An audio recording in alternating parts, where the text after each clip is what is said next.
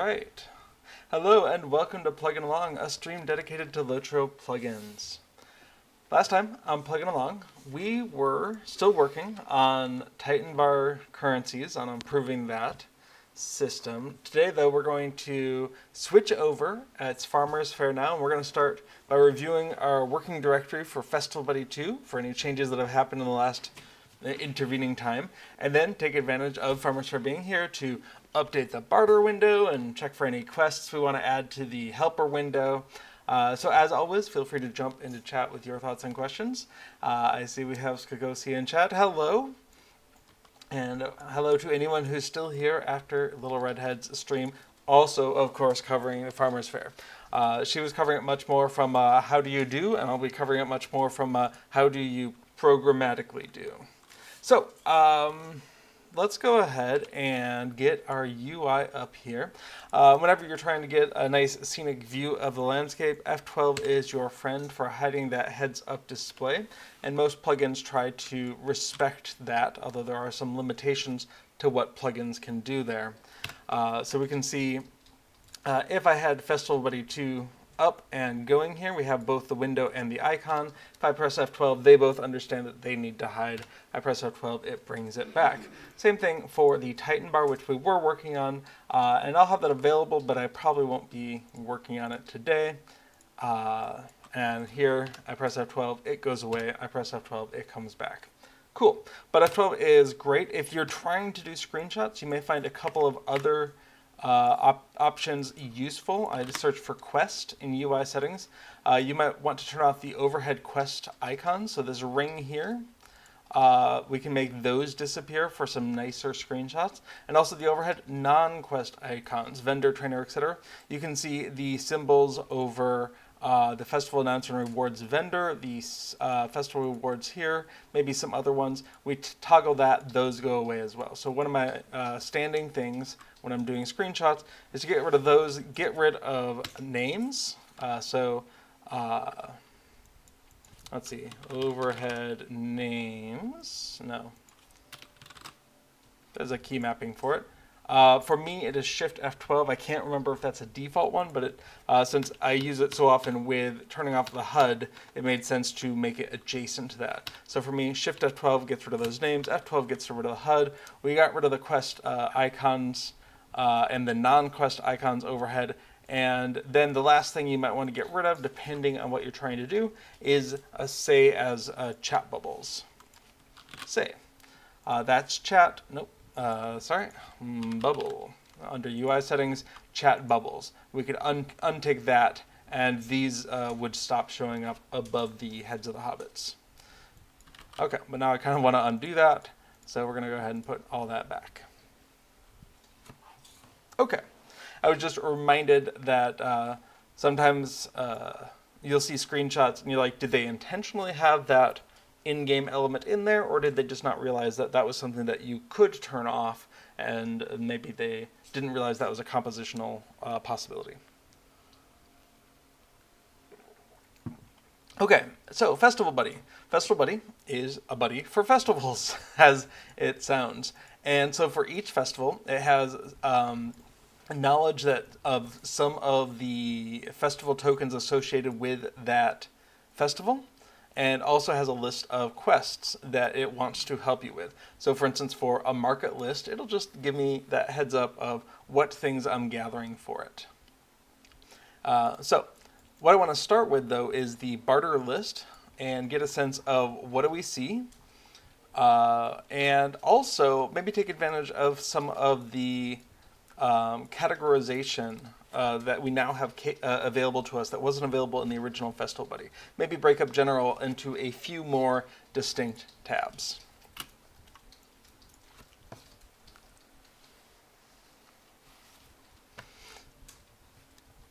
Okay.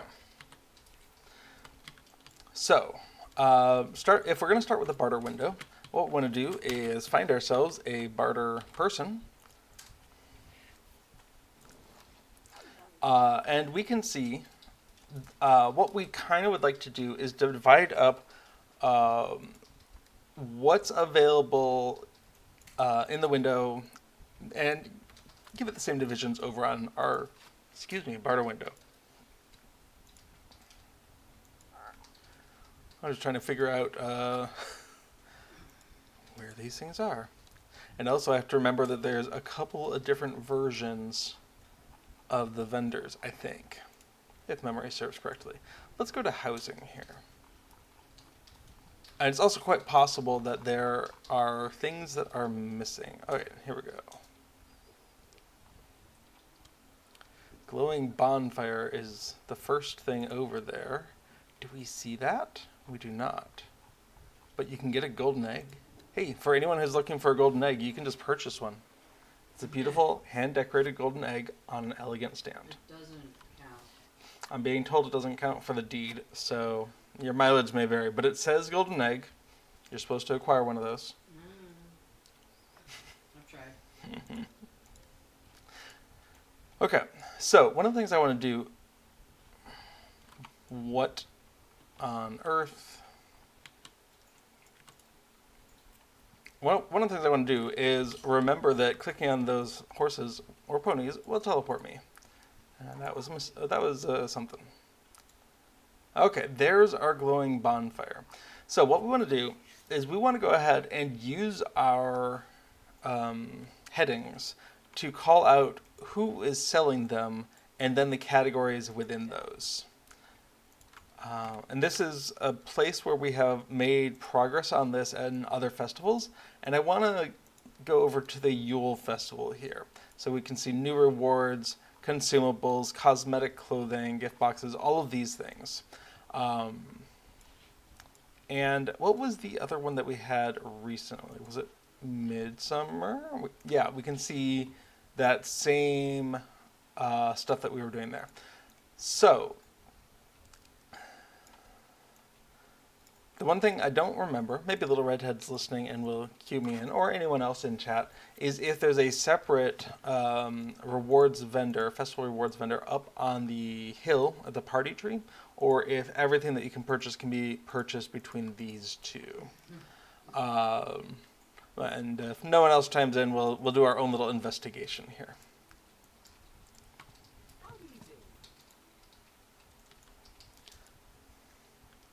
All right, Little Redhead says the quartermasters have different stuff, which suggests that there is at least a third one up by the party tree. And there isn't one in Bywater, but I'm in Bywater, and there's two of them here. No, quartermaster. Oh, the quartermaster is a different stuff. All right. Fair enough. Okay, let's go ahead, and I've got to bring up something else.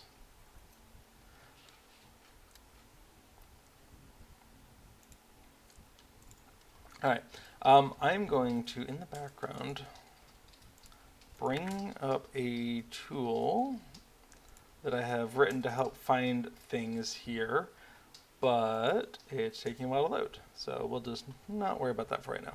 And I'm going to go ahead and unload Festival Video just because it's very noisy up there. Sorry, TitanBar. Okay, so we are doing Farmers Faire, and so what I would like to do is go into our source control and just see what is changed from our last commit, which was a while ago. Last thing we committed, that was 2.1.2 back in June. And then since then, I updated Yule and Midsummer barter items. I don't remember if I did a release for that. And we have some other little changes. So probably from Telerian, we have a text change for a quick guide. Quick guide German improvement. I guess it would be nice to see. Oh, sorry. Forgot to save it. Save it. Oh, thanks, Elda, for popping in there. I appreciate that. Okay, so the question was, are there any other places where we talked about using the milestone? And have they already been... Nope. Okay, good. So we're going to go ahead and commit that. What else do we have? Looks like some more German text. And...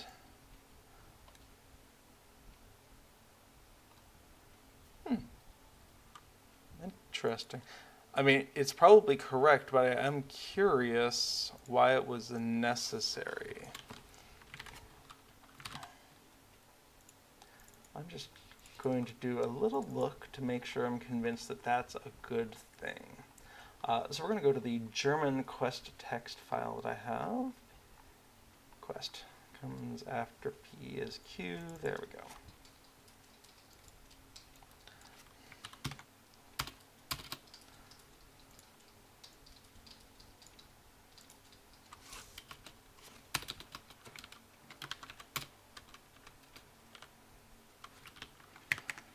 Huh.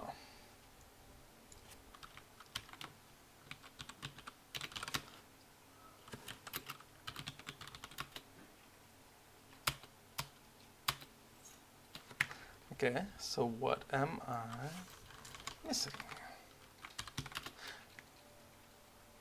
Oh, yeah, okay.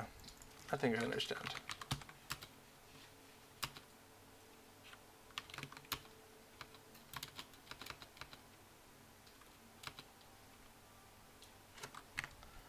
So that's line 126. We're going to come on in here. And this is Yule quick guide strings.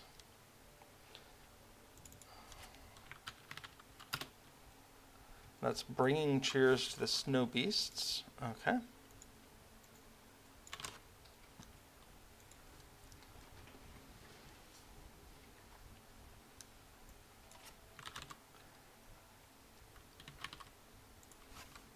We're just going to go ahead and open up the English one as well.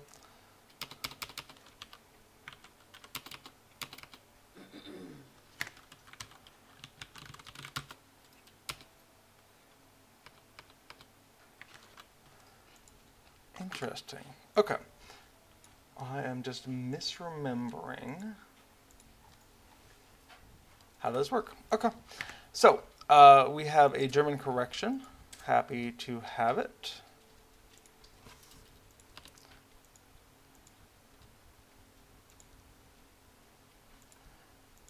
Okay, and then we have some barter items. Let's take a look at that.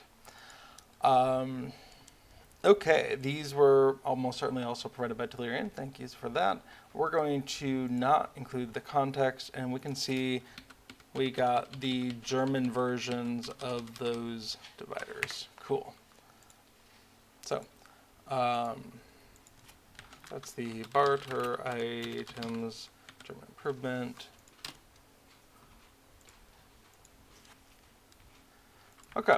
Someone was coming back to LOTRO after a long time, and something went wonky with the upgrade of their old Festival Buddy file. Actually, I think they might have even loaded the new Festival Buddy file with the old Festival Buddy file, which is its own, can of worms, because I ingest the old Festival Buddy file, but I should probably stop doing that at some point. So what we found was that it was possible for there to be something unexpected in place of the current festival. And if that happened to be summer, it might not be in the format we were looking for in order to convert it over to something else. So let's give the context here. The goal is to say if it was set to summer as the active festival, go ahead and just set that to Farmers Faire. But we're only checking for the number 2. So what we're doing now is to say, okay, it could be the string summer, it could be the number 2, it could be the string 2. Those are all the same as far as we're concerned. So we'll say if what we are looking at is in this table, then good enough, set it to Farmers Faire. And that's just a little bit broader of an umbrella to put out there to catch edge cases. So we're going to go ahead and bug fix.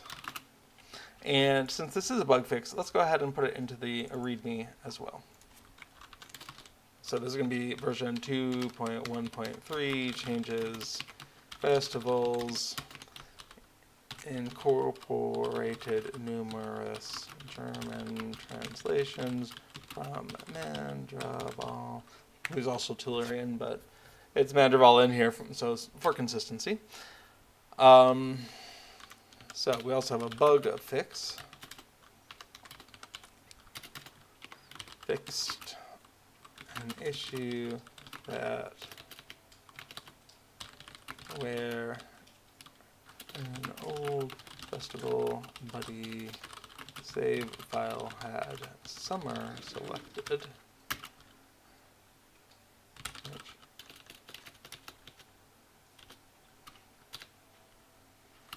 and it wasn't correctly converted to Farmers Faire.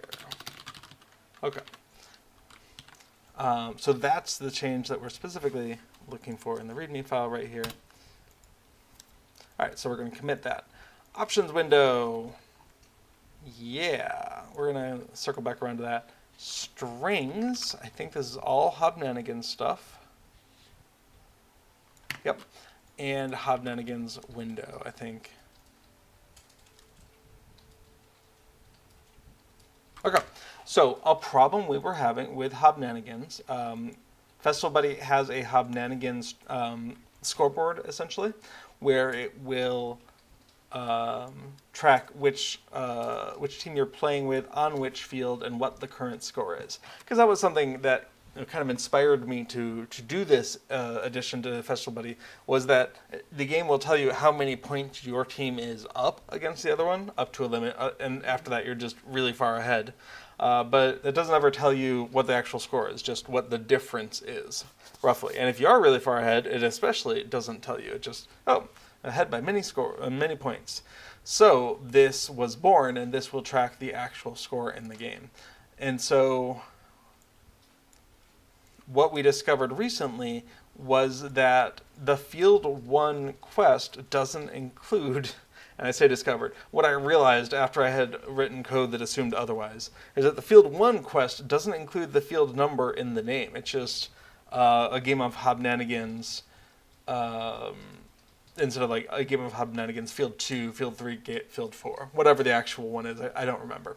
And so I wanted to have a more robust ability to test where we start the Field 1 quest, or maybe we stop that. Maybe we start it for Still Beaks. Nope, actually we're on Field 2 now. Oh, we're on Field, nope, can't do that because we have one active. Okay, we're actually on Field 3. No, we're actually on Field 4. I want to be able to do any of the fields and play on any of the teams. And I was realizing that the code was broken. It would never actually work correctly if you were playing on Field 1, which is one of the large 6 versus 6 fields at the top of the hill.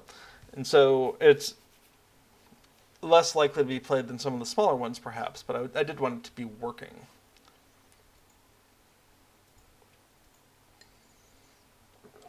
So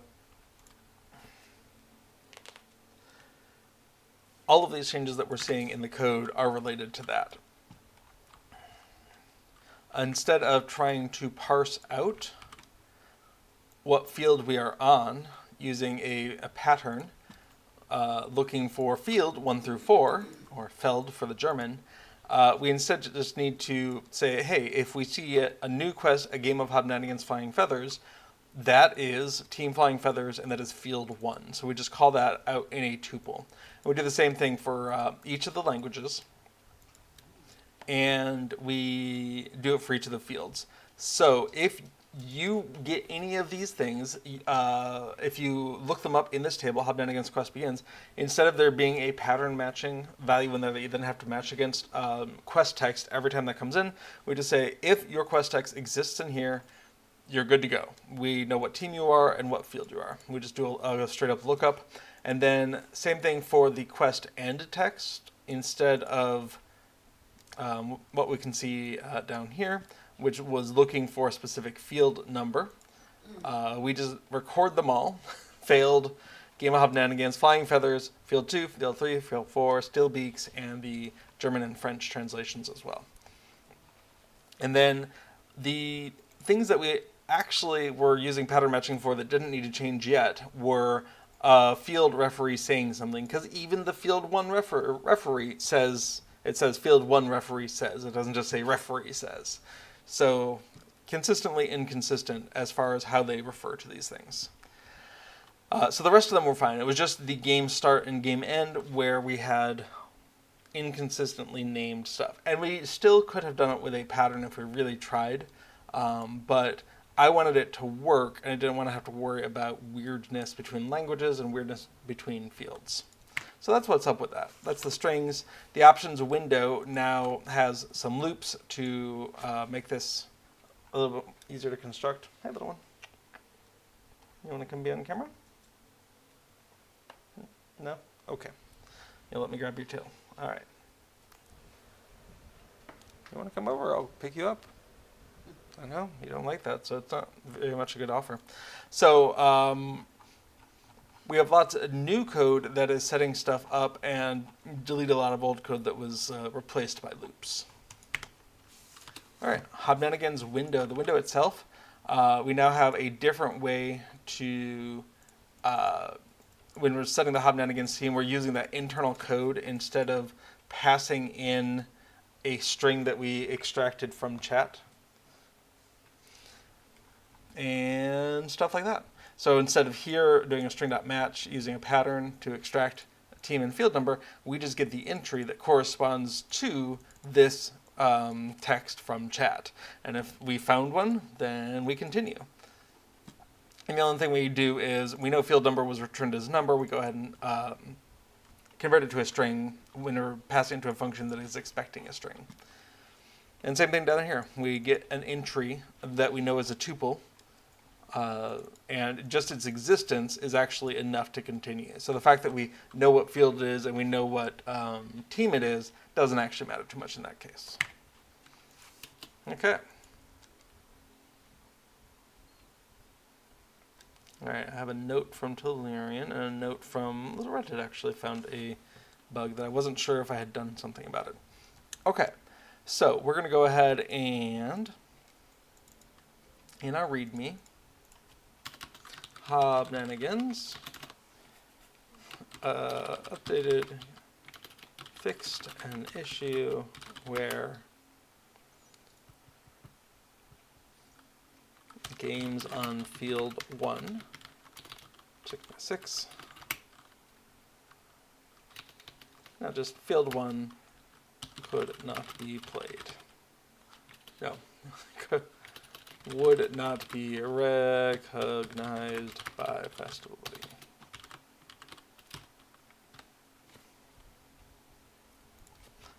That's implied. Okay, so cool. We have that. And in fact, we can just steal that.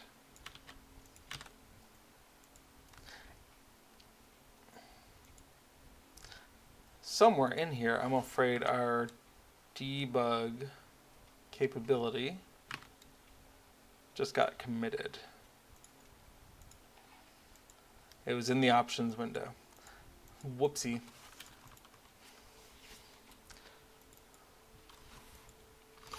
What do I want to do about that?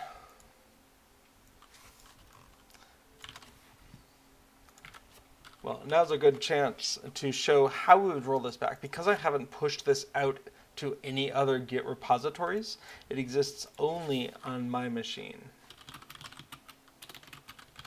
So, one of the Stack Overflow posts that I come back to over and over because I want to make sure I get it right is the one for how do I undo the most recent local commits in Git.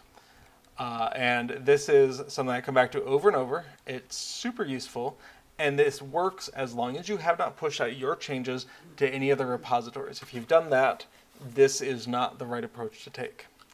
But I'm going to go ahead and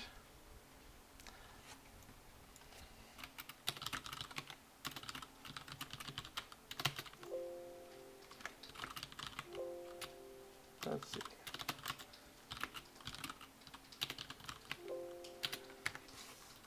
Lord of the Rings Online has so many spaces. Okay, so we're going to go into plugins. We're going to go into Cube plugins, and we're going to go into Festival Buddy 2. And then we'll be able to, presumably, git reset head this. Now, there's almost certainly a way to do this within the user interface, but I feel a little bit more comfortable doing this like this. And then as we go back to fork our UI, we're going to see where that commit disappeared and the files are back to, they still have the changes, but they haven't been committed. So what we want to do is same thing. We're actually going to take everything except for this show debug options equals true. We don't want that. Everything else is great. Okay, so that's how we can roll back a commit using a command line. Just this git reset all caps head with a tilde saying one previous from there. And in theory, you could go ahead and do that multiple times to undo multiple commits, but almost always it's a single commit that I just smack my forehead and say, oops, that was a mistake that I want to roll back. Okay, so we now have almost a clean working directory. I want to go ahead and say this is to do file changes because I want to capture them for later. And you know what? I am going to go ahead and push all this out. So if I want to undo something, it'll become more complicated. Cool. So that being said,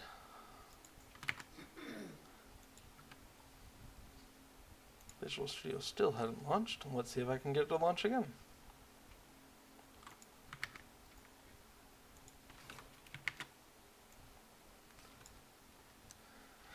Visual Studio, you probably launched on a different screen. That's great. Just a moment.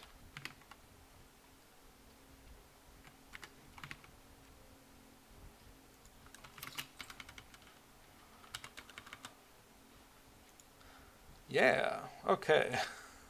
I did manage to find it.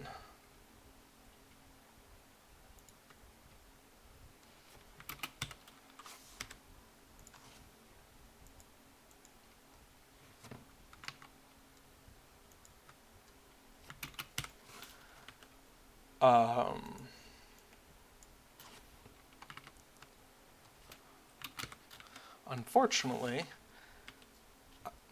I've got the television plugged in, and I've got Windows spawning over there for no particularly good reason. And normally I remember to unplug it before I start streaming, but I have discovered that unplugging a visual and audio device from my computer while I'm streaming is a recipe for unhappy times. So we're just going to drag that over manually now that we have found it. Okay. When it's there, can you turn the TV on to get it?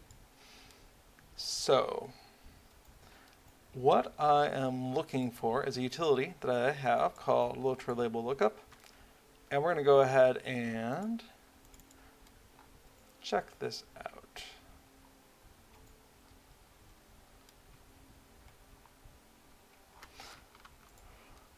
We're going to go ahead and start that sucker. And what I'm hoping for is it's the one that I'm remembering. It's actually adding keys for multiple languages that I only need the English one. But what I'm hoping we can do is we can come up to a vendor now. Oh, I got turned around. Sorry about that. We'll come up to this vendor and just put things into my chat window. So I'm going to control right click. And just as an example, and I have copied the name of this item. And with that, we can look up a specific item ID, and with that, we can do everything we need for the barter item, the barter window here. Let's go ahead and pull up that code that we want to shove this into, so we can kind of convince ourselves that that's all we need. So we're going to go into the barter window. Nope, we're going to go into the barter items. And in the barter items, we have a section for Farmers Faire. So we have a thing called divider 1. What is a divider 1 and how does it work? Well, if there's a divider 1 or a divider 2, then we are going to use that to change the font, and we are inserting a divider label. Otherwise, we think it is an item. And so that is how we get the difference between this thing, which is a barter label, and these things, which are barter items. Okay. So I think what we want to do is, we know we have divider 1 and divider 2. So if we went ahead and divided things out first, let's go ahead and kind of copy this. Del Good Child Festival Rewards.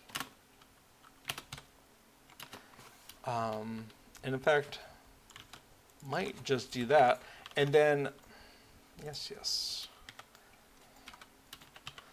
If the second thing we had here was emotes and cosmetic pets, okay? So we want to have another divider here, and that'll be emotes and cosmetic pets. But we want that to go ahead and be a divider 2. And we are eliminating an entry here. We're gonna circle back to that. But that way we don't have two number 2s here. And we're gonna come in and unload Festival Buddy and then reload it. Okay. So what we can see is these are the dividers that we have right now.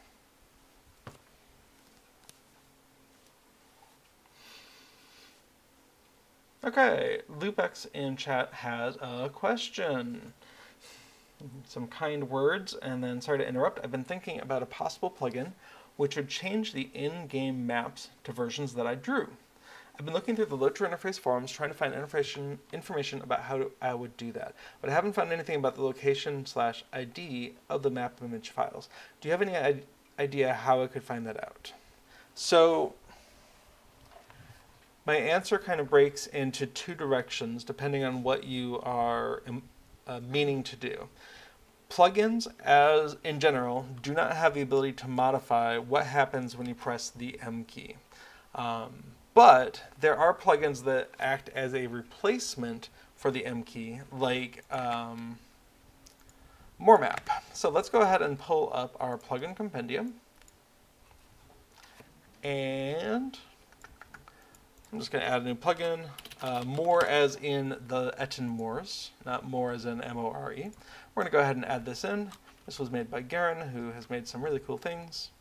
And we're going to go ahead and hit that green arrow because we need the game to realize that we loaded up, and then load up MoreMap. Do I have train map? No. Okay. So once that's going, there is a little map symbol in the upper left. You can press shift to drag it around. And when you click that, this gives you MoreMap's version of the map, which can include things like custom information. So if I want to come into Archet and I want to do a custom annotation, it would be possible for me to do that. Add annotation, name, betrayal, description, too many wolves. Save. Okay. So there's now a thing on the map that I have put there, and we can see that thing is betrayal. Actually, it should have been over down at Brown's Folly, but I wanted to be a little bit more obvious what was going on. And then you can right-click it to load it up, and you can get rid of it somehow. I forget how. Edit. And delete. There we go. Just hover over it long enough for a context menu to pop up. So this is a plugin, but once you've indicated to the plugin that you want the map to come up, it acts very similar to the in-game maps. So this is a way a plugin can kind of drop and replace the M map, but if I press M, the in-game map still comes up. If I press M, it goes away, and this plugin is still there. And it is possible for a plugin to know that you pressed the M key. So it would be possible for you to just say, hey, when you press the M key, put my thing on top of that. And when you press the M key again, or the escape key, close mine. Like you could try to drop and replace like that, but you can't actually replace. The in-game map is always going to be there. If you set your Z order above it, then you could kind of pretend it to be there in place of it. But there would be some edge cases, like if someone just clicks this little button, you only have the one, you don't have the in-game map. If someone pressed M and that brought up both of them, and then they use this little X button up here, then the in-game map's still going to be there, right? There's these little edge cases. But in general, you could kind of try to drop in that way.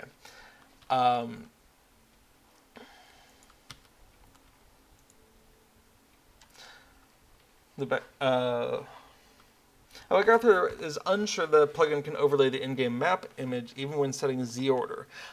That's fair. I have made an assumption, but I haven't tried it. But I thought I have seen some other... Okay, that remains to be seen, I guess. But one could certainly respond to the M key and load it up, and then when the player's like, oh, I didn't mean that, and they press escape, you could just say not respond to the escape key in that situation. But I think what MoreMap does is just you have to go ahead and either click this button, or there's probably a chat command where you can raise it up, and you could bind that to another key. So Lopex says, I imagine the player position wouldn't be visible over the image, wouldn't be visible. Well, it's quite possible to do it. Let's see, where is the Shire? Where am I? Take me to the Shire. So MoreMap understands the /LOC command. Whoops. So we can see I pressed this, which is just /LOC, and it took me to the Shire and is highlighting where I am in the Shire. Let's see, if I rotate, you can see that I am rotating around even underneath the plugin display here. So I would like that to stop looking at me. So Lopex, if you were interested in custom maps for places, the first thing I would say is if this kind of an interface works for you, sorry, not that one. It's the MoreMap interface. How do you get this thing to stop blinking? Apparently you right click on it. Nice.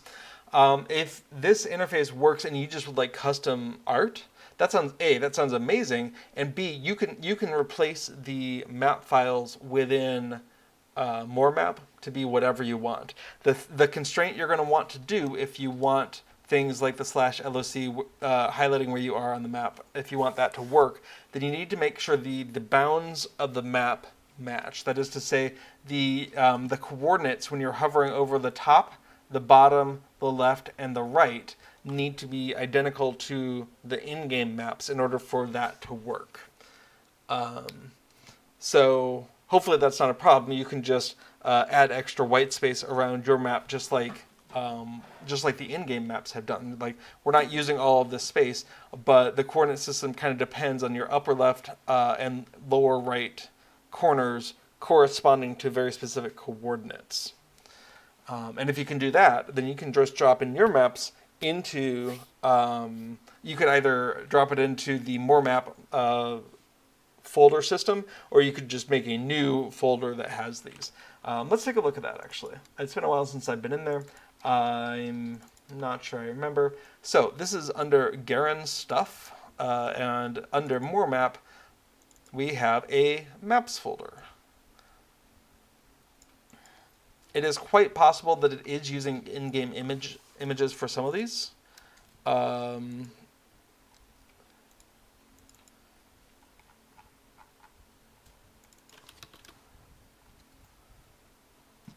So I would have to dig into a little bit. There's also a README here. Let's see, what do we have? Let's go ahead and enable word wrapping here.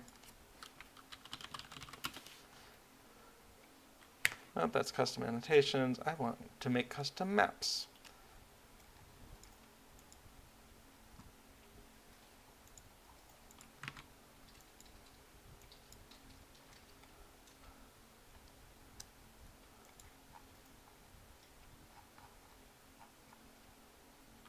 Nope, that's not it.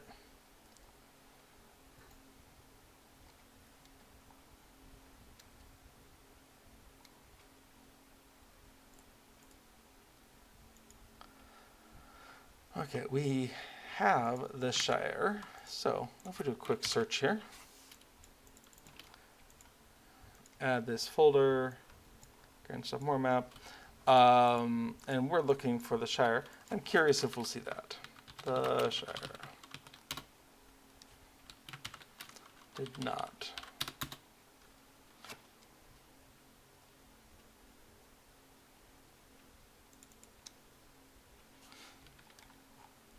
Wow. There's just a whole bunch of stuff there. Okay, so, oh, there we go. Awesome.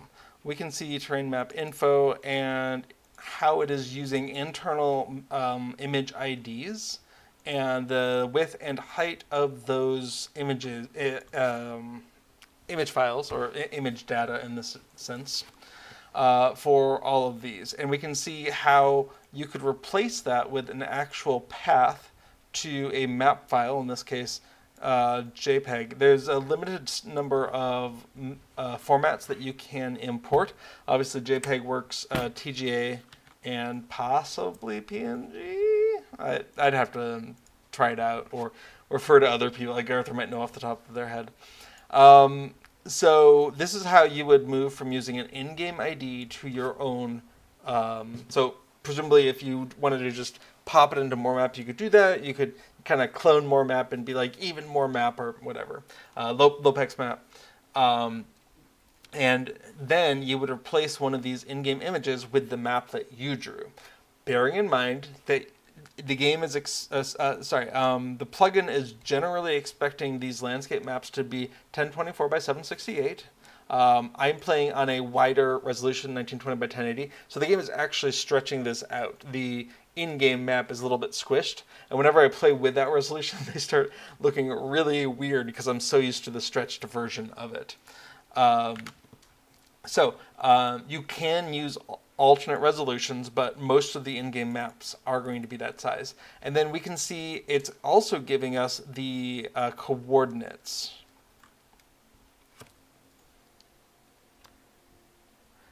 I'd have to double check what the game's expecting, but let's go to the Shire. Cool. So we can see here we have a 53.84. Well, what do we think that is? If we are...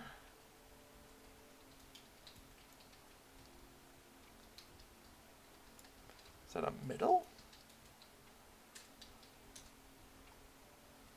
I don't understand what that is, actually.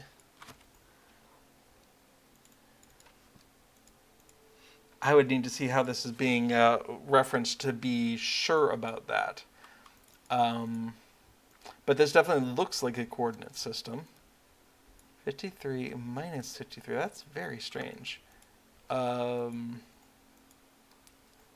but there we go. Back here we see 80.9 and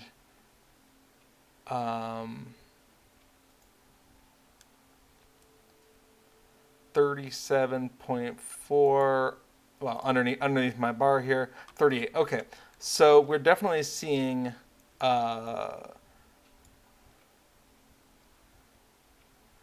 the what is that? Left and the top in those two. 59.8, I'm guessing, is going to relate to one of these.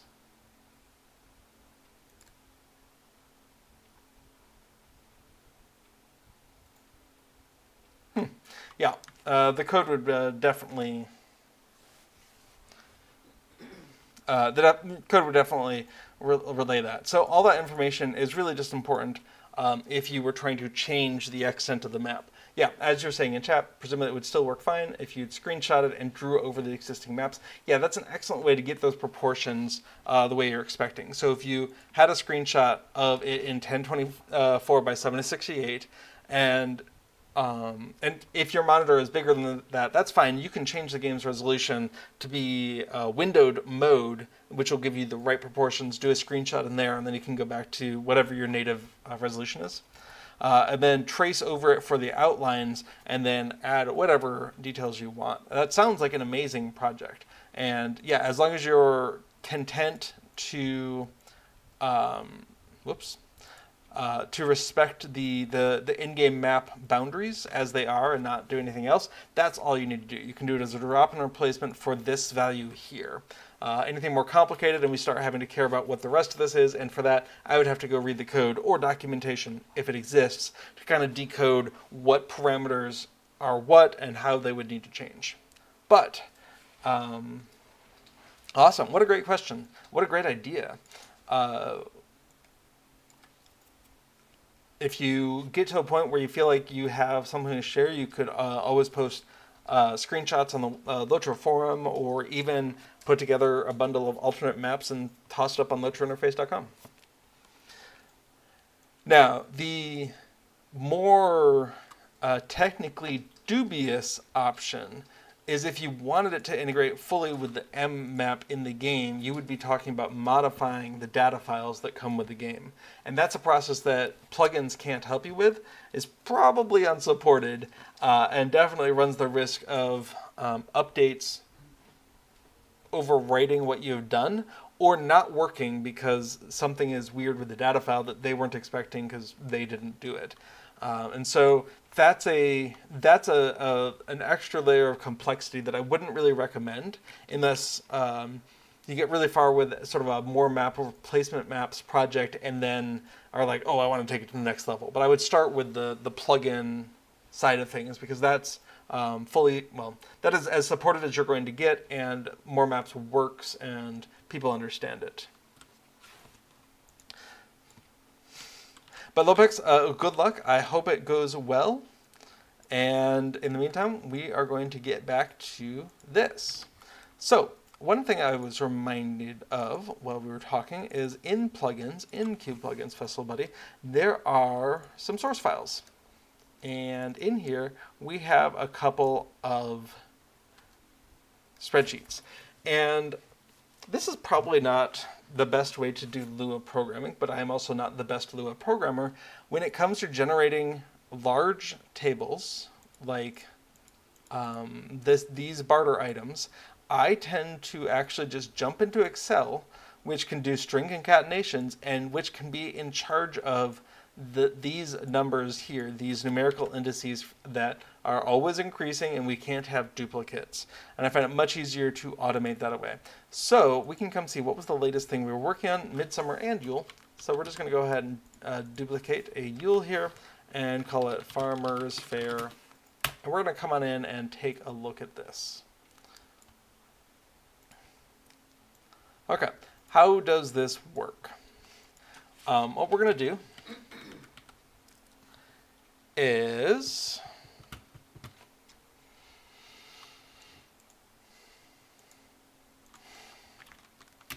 we're going to go ahead and say divider 1, divider 2, and over here we want to go ahead and have support for both of those. So we're going to come on in to item, no.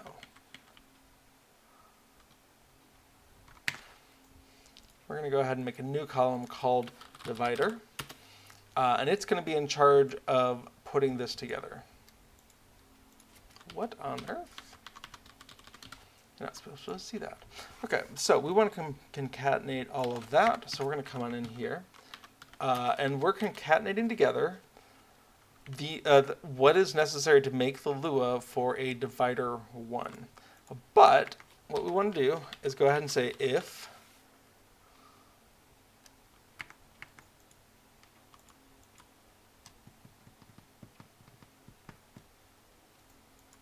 you know what?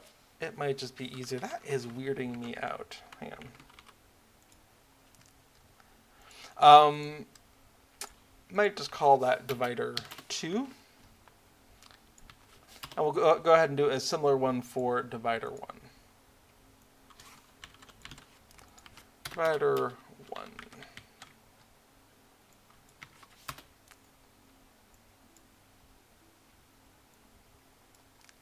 Okay. And is that looking the right place? It is. So at that point, we can go ahead and bring in what we were talking about with Dill Goodchild Festival Rewards. And what we're hopefully going to see is, excellent, we have a divider 1. I don't actually need those to be that wide though. What we want to do is take that into account now. So if is blank B1, then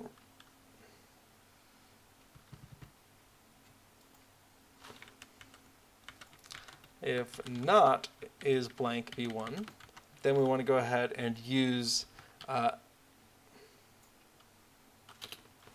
that should be B2, sorry. We want to go ahead and use L2. Otherwise, if not is blank A2, sorry. If not is blank B2,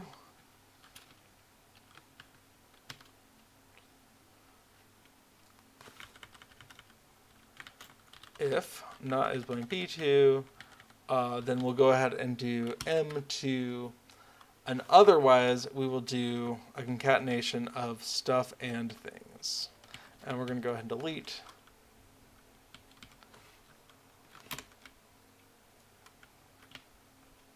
So much of that. I have entered too many arguments for this function. Okay.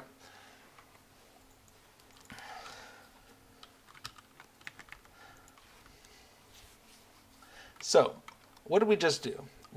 And you can make this more easy to read with some vertical white space.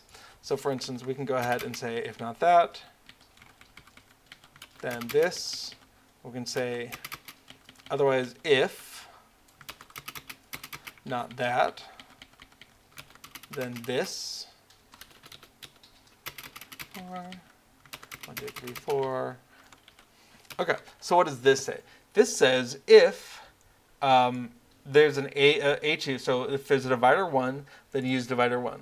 Otherwise, when we're branching out, else, if there's a divider 2, then use divider 2. Otherwise, we're going to go ahead and concatenate in everything else.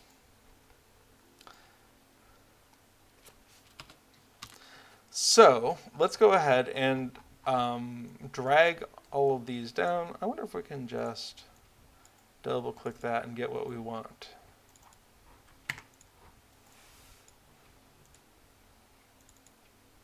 It's not flowing down the way I want to. That's okay. So we're going to come on down here. And now we have updated this to allow us to do divider 1 and divider 2. I'm not actually sure how much we're using divider 2. I am a little curious. We are not. The fonts, that was a little bit small, and I'm wondering if we can do book Antiqua 20 instead.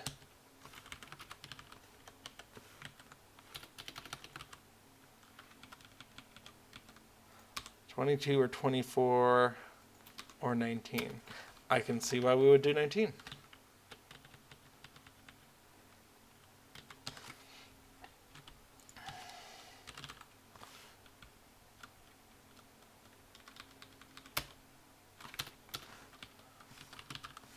Well, I'm kind of curious about the difference between these then.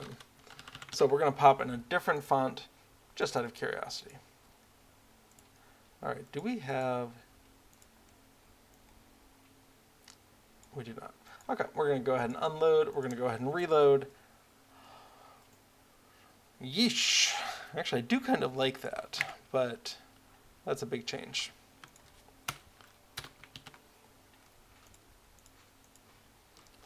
Okay. So, what we want to do now is get a sense of how many of these things actually exist. We're going to go ahead and shrink this down a little bit. Don't need the barter window anymore. Okay, so if we do a search for Grant Hobbit Dance, Grant Hobbit not in there, that's something. What we can probably guess is that some or all of his items are not in there. Let's go ahead and go back to maps. Map of the We do see map of Lothlorien, map of the Etnors, Cariscaladon, Northern Barrowdown. So those are in there. Excellent. So we shouldn't assume that nothing is in there. Okay. Kite. Where am I? I think it's going to be important for me to only be looking at Farmers Faire. So we're actually going to put this into something else. We're going to go ahead and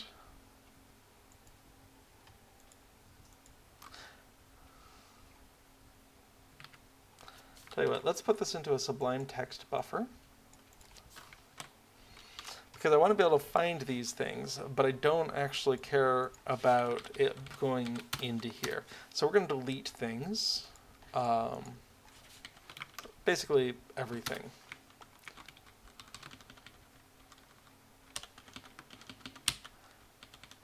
Okay, so now we're only searching for the Farmers Faire items. And there are comments here, but we don't know for sure that the comments are exactly what we're looking for, but we're going to see. Okay, so sunny, nope. Kite, nope. So these kite flight, these kite cosmetic pets aren't in there. Fish, nope. Oh, I do not want the whole word necessarily. Okay. Peahen. Nope. Okay. So all of these are new, and we're just going to go ahead and add them in. So, like I was saying before, what I'm going to do is go ahead and right-click, copy them into my chat window. And then in my chat window, which maybe we can see that peek out down here. Awesome. We're going to go ahead and copy all of those. And in here, we're going to go ahead and paste them in. And what that means is we can go ahead and get those on a new line, come on down here, and paste those on in.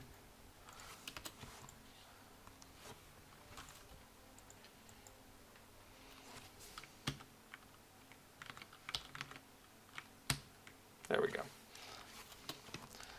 So that gives us some of the information that we're looking for. Now these are giving me an output that's not quite what I'm looking for. That's okay. We're going to use this as a starting point. So what I'm going to do is actually put these side by side. And grant habit dance for emote. Okay. Habit grant the fountain emote. Tome of the sunny summer kite. Soaring bird kite. Summer flower kite. Midsummer's comet. Alright, bubbling fish. Dome of the blue peahen. And Dome of the blue peacock. Okay, so we have the basics of what we want to import into our spreadsheet. So we're going to go ahead and let's go ahead and delete most of this information.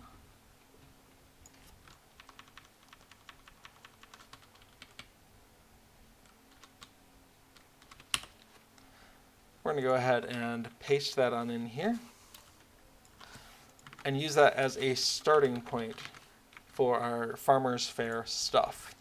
Now, we need an actual cost for these things.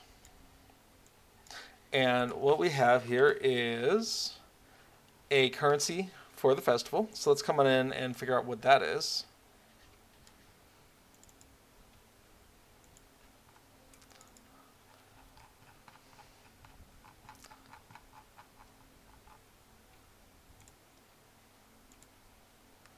I'm just going to shrink some stuff here. Great. Farmers Faire. We know that this is a Farmers Faire. Okay, so we're going to go ahead and adjust this. And that will actually adjust everything else that's referencing it. Generic festivity, mithril, and Yule golden fest. I don't think we have any of those. Okay. So we're going to come in here. Shrink those down for a minute. And we can see Farmers Faire, that's 80, 80, 60. This one's actually mithril. Okay. And the next one is 50. And we're going to come on down for the rest, which is 60, 80, 60, and 60. So that gives us what we hope is the very beginning of the new and improved Farmers Faire. So how we're going to do this? Oh, we forgot the actual emotes and cosmetic pets. Yes, we did. We're still using that old one here. Okay, so what we want to do is bring that in.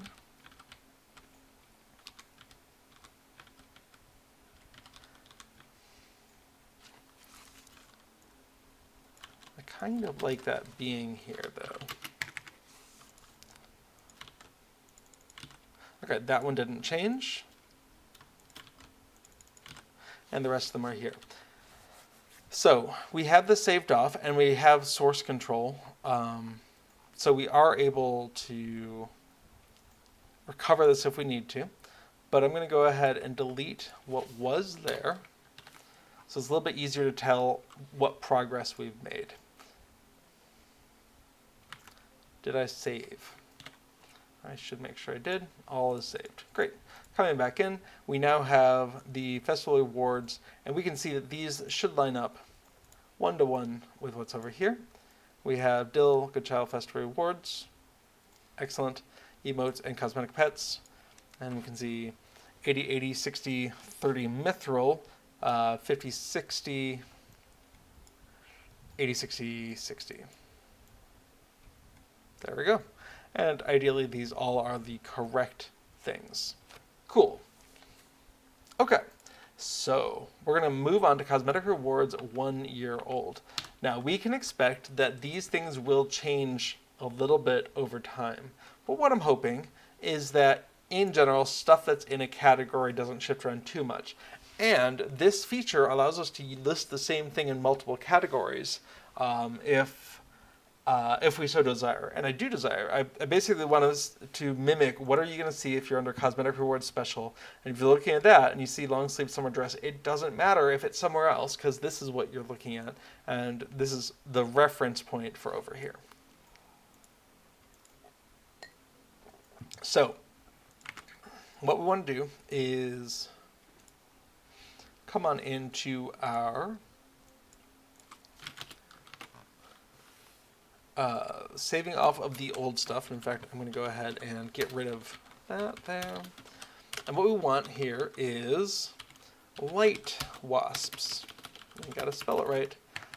Summers, nope, no summer's night. Firefly. Okay, so we can tell there's a lot of new stuff here that wasn't included last year. Maybe it was busy with stuff. Peacock. Okay. So it's pretty safe that none of this stuff is in there. So again, this is all new, and we're going to go ahead and make a new section here called Cosmetic Rewards 1 year old. And this is a place where I might actually change it up. It says 1 year old, we're at 2024. I'm going to say Cosmetic Rewards 2023. And I think that is going to be a reasonably correct thing to do, but actually we can go ahead and search for Cloak of the Light Wisps on the wiki.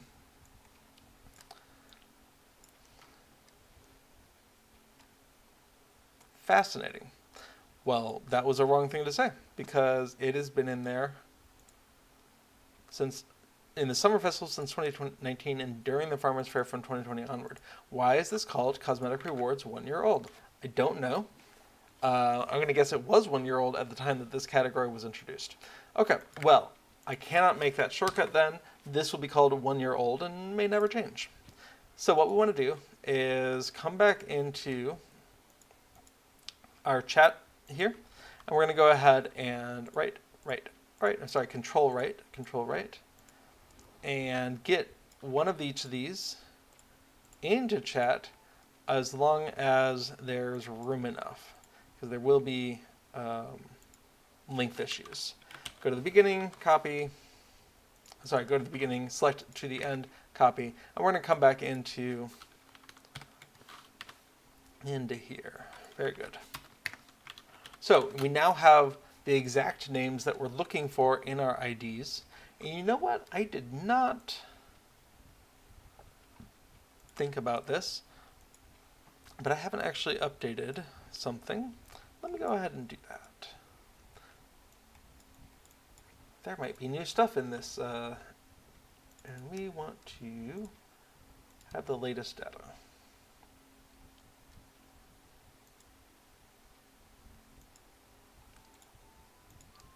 All right, 41.1, excellent. Just grabbing that in the background here, and then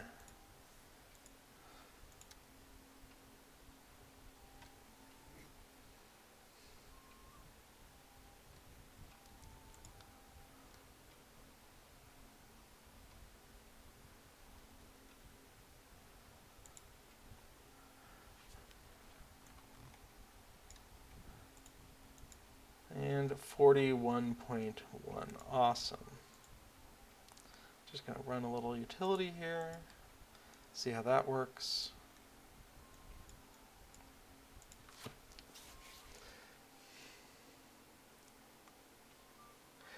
LOTRO Compendium has done a great job of splitting stuff out, language-specific stuff out of files, which is awesome, except makes it harder to read as a human, but it makes it much nicer to work with programmatically. Okay, so we're going to come back in and relaunch our label lookup. There we go. And we're going to go ahead and look these up.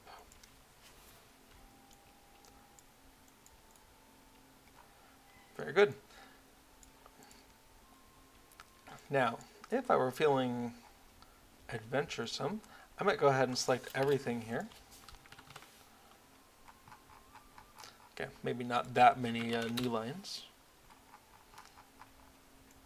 Okay, the thing that we're looking for here is, I'm not actually looking for the German stuff right now. I'm not looking for the French stuff right now.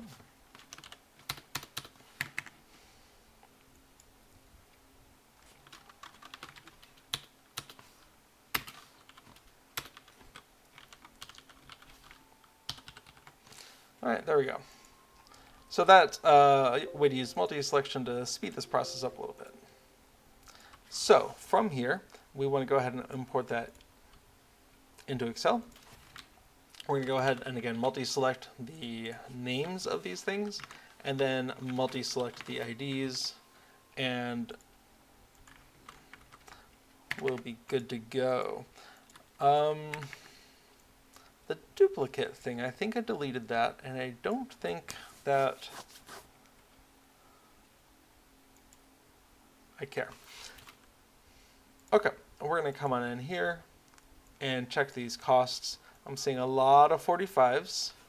It looks like all 45s on the Farmers Faire tokens. All right, so that gives us an updated listing that we can go ahead and import in to the Farmers Faire here.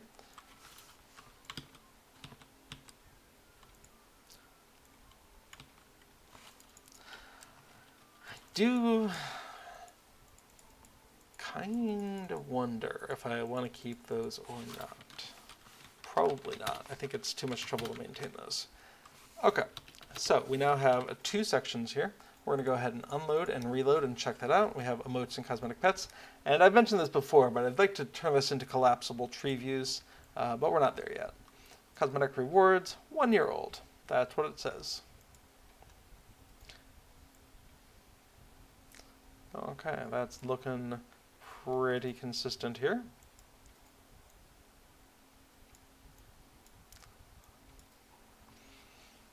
All right. We continue. The next thing is classic rewards part 2 and then part 1. Why are they ordered that way?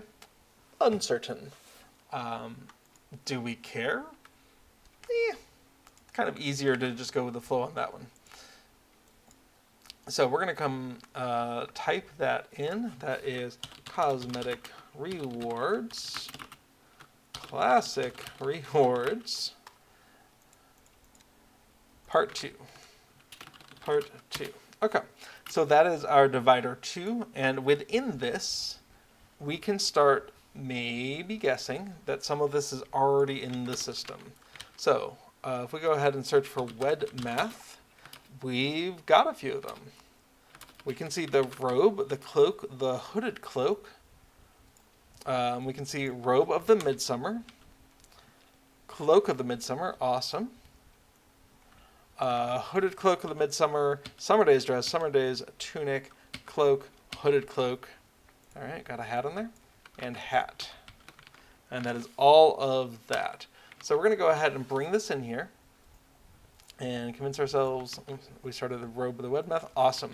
So we're just going to go ahead and yoink that and put it on into Excel. Sorry that some of that's behind my head. I'll scooch it over a little bit. And then we need the IDs from these things. So we're going to multi-select that, bring it in. And then we would also like the token count, although that's just a principal thing because all of these are 45. Okay, that gives us the classic rewards part 2. We can guess, therefore, that part 1 is also in the system. Let's go ahead and save before we get on into that. Part 1. We're going to begin with the short-sleeved sunflower tunic and trousers. Sounds great. Okay. Sunflower. Interesting. They're not in there. Why aren't they in there? Uncertain. But we only have 2 sun things, so I think it's safe to indicate, safe to assume that we're going to go ahead and have to do all of this. But let's go ahead and check for summer sea. Nope. And then I'm going to go ahead and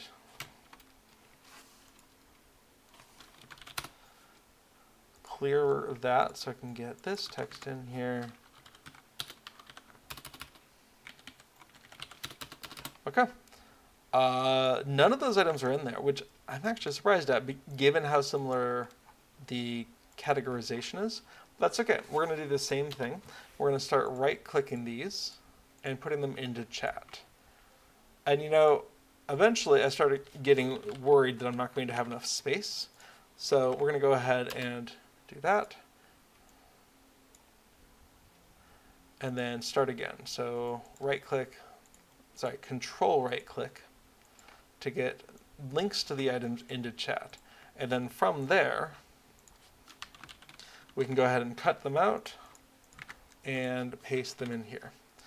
Okay, just a little transformation. And we're ready to go. So I actually found it quite easy to copy things in. So I'm going to make a couple of obvious no result found line items here so that we can easily start again from there. Okay, copy those all out.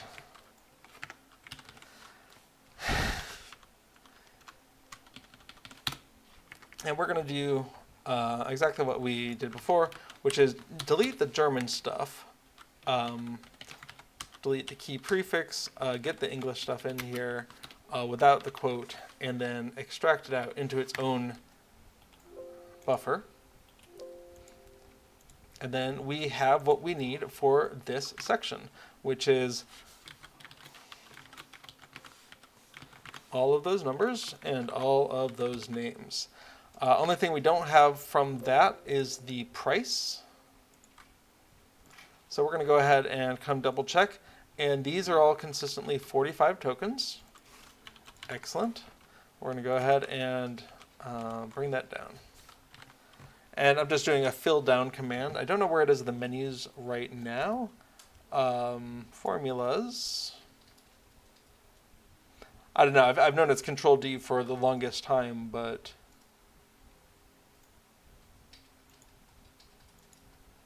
how do you fill down? Well, that is what you do. Is hit Control D or possibly right click. I don't know. We were talking to someone who was talking about how their transition to Word version whatever after 10 or 15 years was super painful because of all the missing keyboard shortcuts. And I was thinking, A, yeah, that sounds super annoying. But B, you can change keyboard shortcuts in Excel, and surely you can in Word as well. And also, there's keyboard shortcuts in Excel that have been in existence for the last 20 years. So I guess different teams are a little bit more dedicated to backwards compatibility for keyboard shortcuts, because I'm really grateful Control D still works after all this time. Cosmetic rewards special. Let's go take a look and see if we have any of these in our historical items. Elven. Oh yeah, hey, sleeveless. So we have the turquoise summer circlet, sleeveless elven tunic, a long sleeved, sleeveless, a short sleeved. We're gonna scroll on down here. Long sleeve, short sleeve, golden summer cloak of the summer sun, and finally the sun hat.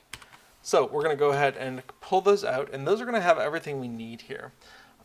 So the first item, those are the numbers we need. We're going to pull those in. We are going to get that divider, though, cosmetic, rewards, special. Cool. Great. We can go ahead and start from the double dash and get the names of these things. We hope it's correct. We're not actually pulling it from the game data for this, so it could not be. I made that disappear to another screen. Sorry about that. We're going to pull out the 30 for everything, and then we're just going to do a visual comparison on the screen. Looks 30 to me. Cool. So the next one, housing rewards general.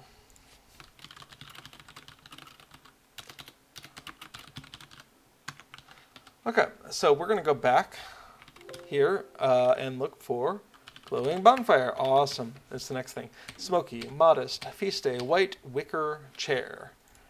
And as you've seen, I like to select the last thing that I've accounted for so that as I'm scrolling around, I don't get too lost. Summer, mossy, Summerfest, and Summerfest bed. Cool. We'll yoink them all in. It's great. So, grabbing those names and pasting them on in. We can grab the costs and paste those on in, and grab the numbers and paste those on in, and we're done with that section. That's one of the reasons I don't want to just delete what's already there. I want to incorporate it when possible, because we can see how much faster it is if we already have the data there, and if we trust it. We are going to go ahead and trust but verify the costs here. We can see 445s, and then we do go into 30s, and it's 30s all the way down. Cool. Done. So the next thing, housing reward maps. Sounds great. Housing rewards maps. And we did see these. So I'm going to come back in here. We can see they are the next 4. So we're getting some very consistent methods of finding them there. Okay, so we have the names of them. We have the cost. We can see it's all 30, so pulling that in just kind of being extra thorough. And then the IDs. Done. Let's go into the next one. Consumables. Yep, those look like they're supposed to line up there.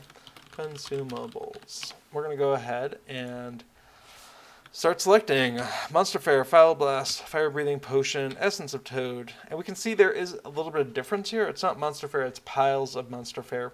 But that's okay. It's close enough for the comment, which is just leading us in the right direction. So, mug there, mugs of ... liquid saffron, vial victuals, and piles of mysterious powder. Great. We'll do the same thing. We're going to pull out the name.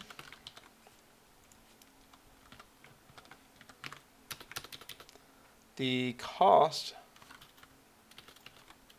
is Oh, we can see the quantity is different.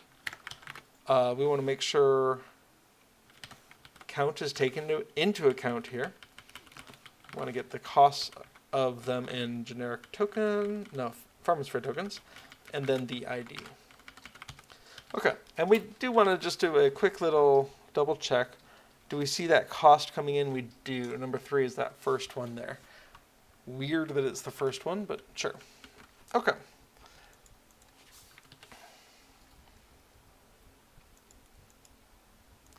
So the next tab for this vendor, summer festival steeds. Summer festival steeds.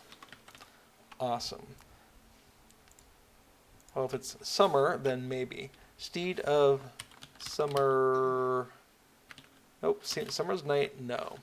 So we're going to go ahead and do this the manual way, which is control right click. Hang on a sec. Yep, there we go. Mouse was thinking it was somewhere else. Oops. Well, I said it, but hopefully no one near me has a problem with that. We're going to go ahead and paste that into a buffer. And then go ahead and strip off those brackets.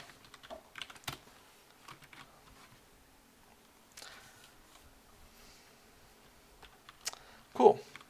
And here's where we're going to go ahead and use the ID grabber. Paste these on in. Oops. Select all. Copy. There we go. We'll go ahead and copy that all out. And same thing.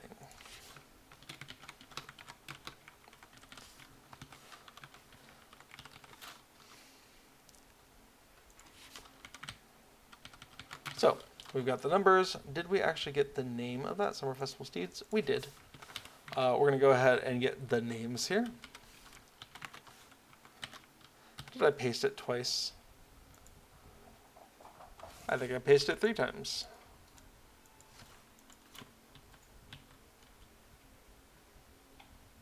That's so weird.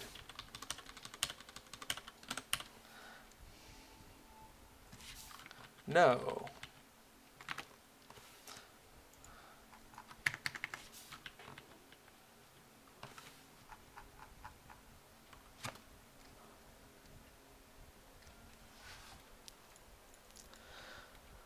There are multiple keys for the steed. Of course there are. Well, when in doubt, pick the biggest one. 8, 13, and 16, fine. 18 and 14, fine. 15 and 17, 12 and 19. This is usually a case where there are different size steeds, and so the thing, you'll only see one of the two depending on your size. At least that's what I normally assume when there's 2 steeds.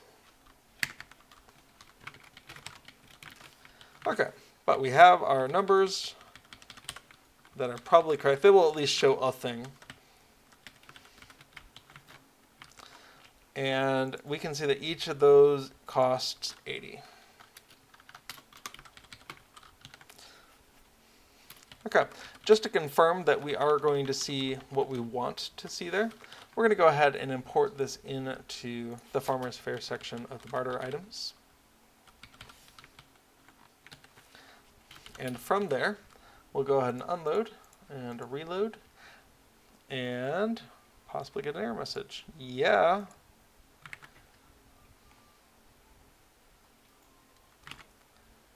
Barter window 108. Fantastic. Let's do a quick scan to see if anything looks amiss here.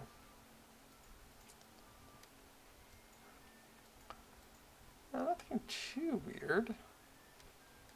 Okay, we'll go ahead and go into the window and then dig around for that. This is line 108. Control G is a good shortcut for that. And we see item, need a nil check. Fair enough.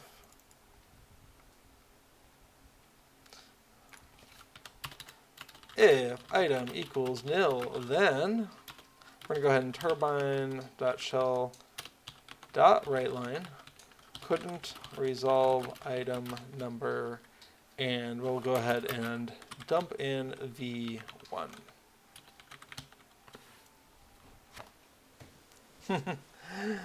Crimsau says, are you a fan of Lord of the Rings or of coding more?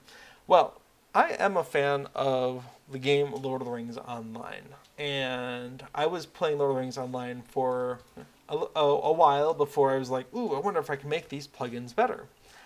But I really do enjoy mucking about with plugins as a way of interacting with the game. So there are sometimes when I just want to run around in the world and experience the story, and there are sometimes when something about playing the game is kind of like sandpaper against the experience, and I want to make it a little bit smoother. And I think I can do that with a plugin. So, for instance, the largest plugin that I've written so far is the Deed Tracker plugin. And the inspiration for that was probably almost 100% solidified by my experience on the Bombadil server, which was a short-term PvP-enabled server a couple of years ago, 2020, I want to say. Summer 2020, where the primary method of getting onto the leaderboard was completing deeds. And it was a struggle to kind of figure out what deeds are available, what deeds are in play for this activity, and which ones have I done. And going essentially to spreadsheets to kind of solve that problem. And thus was the Deed Tracker born, because if they ever have a server like that again, I am not going to be in the same position. I will be in a different position, but not that one. So plugins give me a way to interact with a game in a way that feels constructive by making solutions to problems that I perceive, and maybe other people have those problems too. But at the end of the day, I wouldn't be writing these plugins if I wasn't also playing the game. So I don't know. I don't know if that answers your question, but thanks for asking. Let's go ahead and get more information about what we're talking about. All right, so couldn't resolve this item.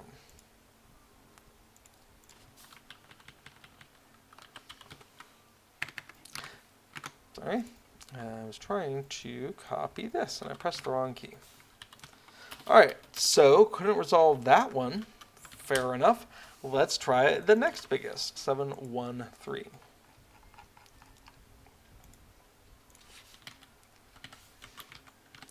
And we're going to come back in and just manually do that.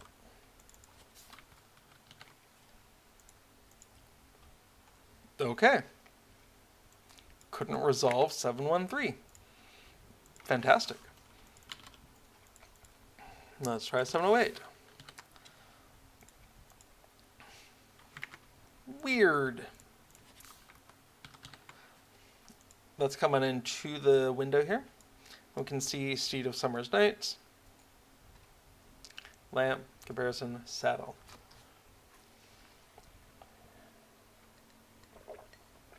Now, my only concern with that is I'm not testing this at the moment on a large character, and I'm worried that for some reason it's going to resolve differently.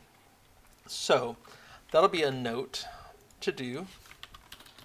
Test barter window changes for Farmers Faire on a big, tall character.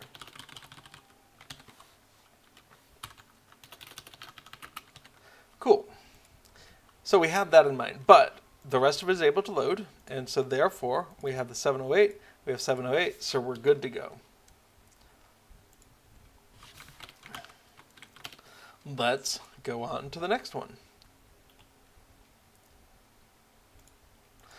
So the next one is Summer Festival Steeds Mithril. We're going to go ahead and minimize that. So Summer Festival Steeds Mithril.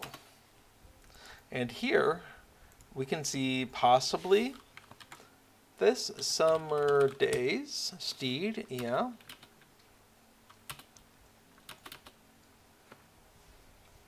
But this is not it, because this is Farmers Farmers Faire festival tokens. What about Pale? We're going to need to replicate this page as well. So let's go ahead and start putting things into chat. 1, 2, 3, 4, 5. How many are there? My goodness. 6, 7, 8. And we'll stop there.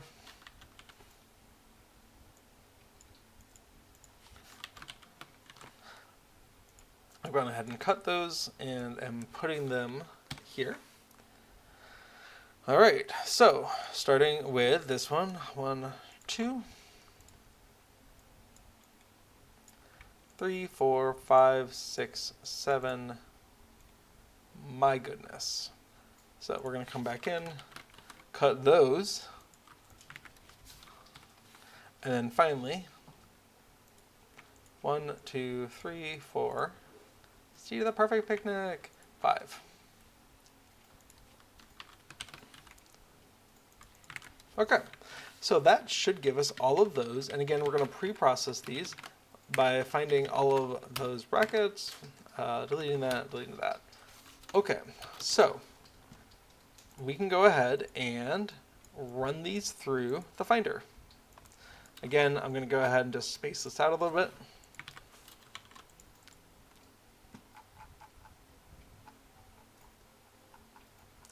Find where we started that, come down, and then zoom past the end here. There we go.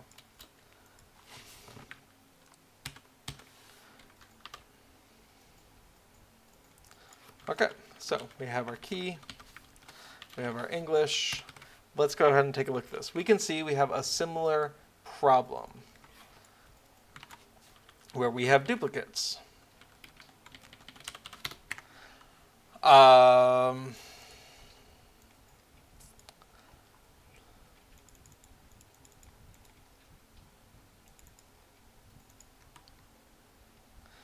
What do I want to do with that?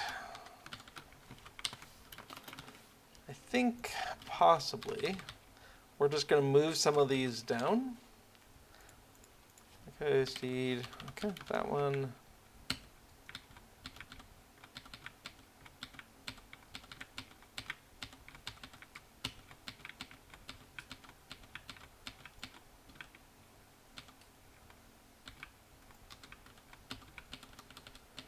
Okay, so we have one of each at least. Let's give this a try. So we're going to go ahead and copy these values over to Excel and copy the names. Now we do need the values for each of these. Get rid of those. And just scrolling on up, we can see a lot of 70s. Scrolling on down rapidly, they all look like they are 70. So we're going to put 70 mithril in, and that'll be great. So now that we know that those duplicates can sometimes not resolve, I'm going to go ahead and copy these in so that we can catch that right away.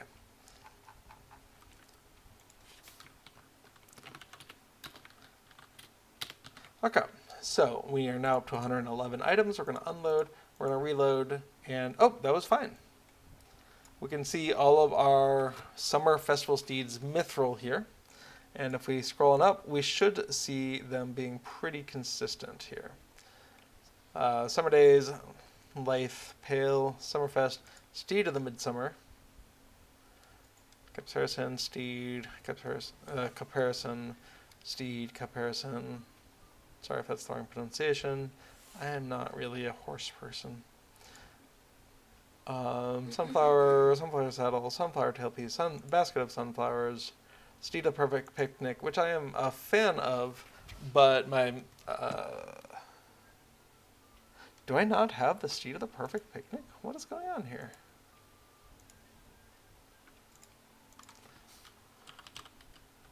I have the Perfect Picnic Steed, but I don't have the Picnic Steed. But I have the perfect Picnic Steed. Why is this offering this to me? Oh, it grants the Picnic Steed. Steed of the Perfect Picnic grants the Picnic Steed, but not the Perfect Picnic Steed. That's wonky. I really feel like the sheet of perfect picnic should grant the perfect picnic steed. Oh well. Whatever, we have matched it, but there's a second page. I am going to backtrack a second to look for anywhere else that I might have missed a second page at the bottom there. I've been trying to keep an eye out for it, but sometimes I go a little fast. Okay, second page. Oh, more things. So we're going to go ahead and go 1, 2, 3, 4, 5, 6. And then cut those out of chat and get those into a new empty buffer. Oh, that works. Okay. And we're going to run all of these through our ID finder and see what happens.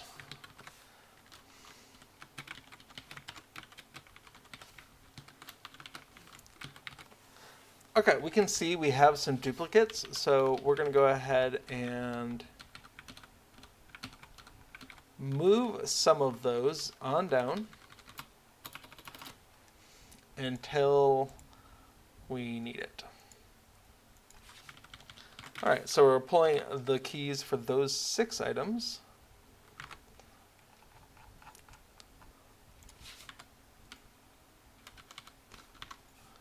And this was, what was this?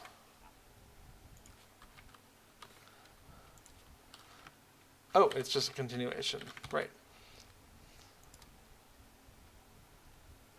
We have some duplicates here. Why is that?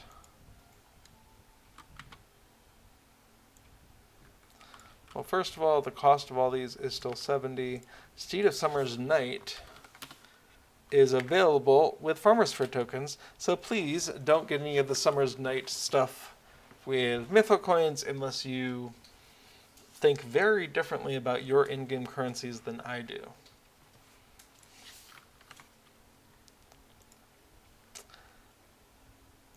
Okay. Gift boxes of past years. Gift boxes of past years. So, I'm going to guess these aren't in this, but gift. Nope, no gift wrapped. So, we can see it is 1 page, and so, let's see, that's 5 of them. It's about 10. So about 14 of these. So I'll just try and do the first 7. 1, 2, 3, 4, 5. And then 6, 7. That did not work. It was, I suppose, too long. There's a lot of text here. So we're going to be okay with that. Short sleeved sunflower dress. And then 1, 2, 3, 4, 5, 6, 7. And the 8th one, well, it claims to have worked. Let's find out.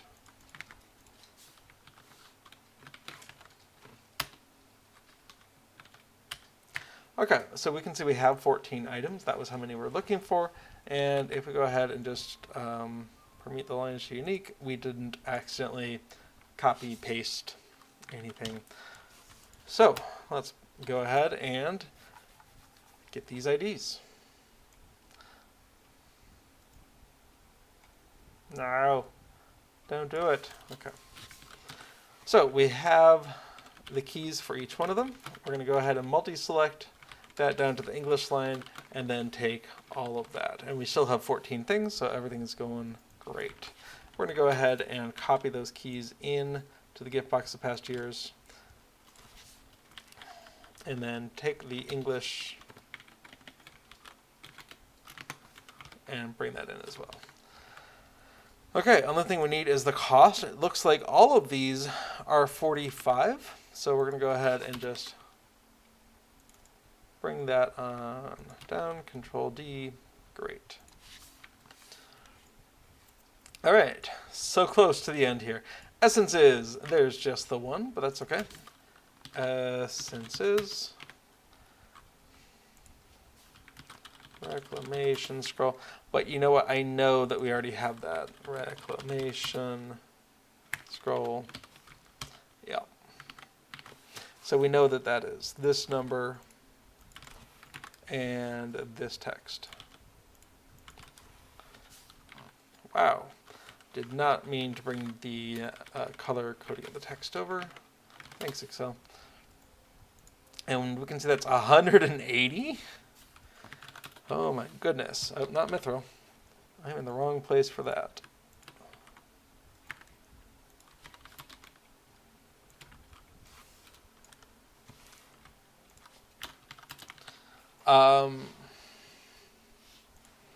My goodness. And then dies.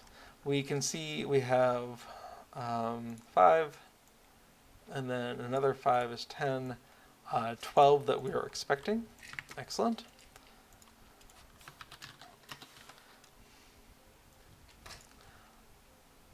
But I am curious if we've seen any of these before, so dies.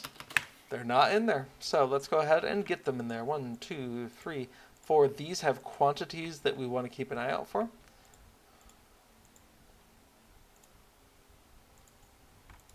Okay, we're at orange, white, and purple. Nope, purple's one too many.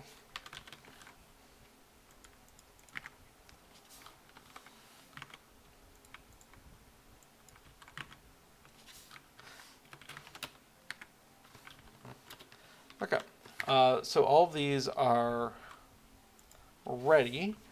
I am actually not certain if that number in there is going to be a problem, or if the pluralization is going to be a problem. Yes. So, what about the assortment of dwarf candles? Is that going to be a problem? No, that's fine. Okay, so all of these that say dies, we're going to go ahead and change that to die. All of these things that have a prefix of numbers, we're actually going to get rid of that. And then I assume we need to get rid of the pluralization of candles. There we go. Except for the assortment. Okay, so we are now ready to look these up. We're going to go ahead and overshoot. Now we're expecting 12 of these. So what we want to do, multi-select off of key, bring it down to the English, and then multi-select that. And we have 12 of them. So that's good. So we're going to go ahead and bring those in and get our items as well. However, a lot of them were causing us trouble on the lookup because they have items. So we need both the cost and the count. The count for the dies is consistently 6. The Farmers Faire, that is 30 and 30, and then Mithril, 10 and 10. Then we're coming on in for the assortment of dwarf candles, that's 20. And then the rest of these are giving us dwarf candles of 5 each for 10 Farmers Faire tokens. Yeah. Excellent. That is the end of what is being offered by Dill Goodchild Festival Rewards. Yay! However, we have more. We have Caltha Tunnelly Festival Announcers and Rewards Vendor. Fantastic. And we can see a bunch of different categories here. And these look like different categories. In fact, there's some stuff here that I'm not sure this character has. Like the fine cow. Let's go ahead and get that.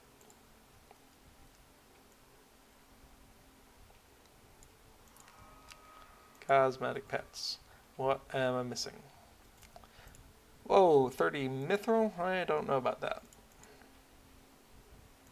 For a hamster. Alright, we're going to go ahead and get that, and that, and that, and that, and use those.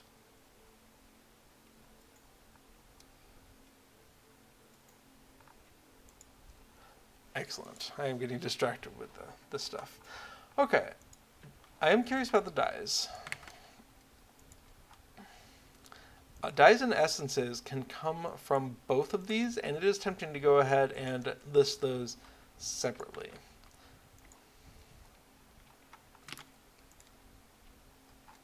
So for instance, we could have a thing, Deal Good Child Festival Rewards, and just scroll on down, and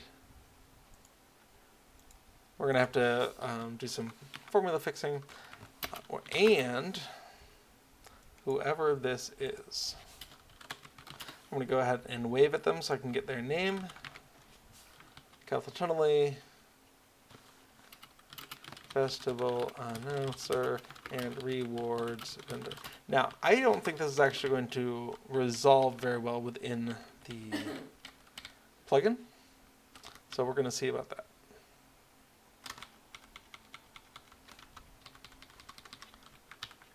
Okay, what did I see there as I passed it? Did it resolve? Alright, looks like it resolved.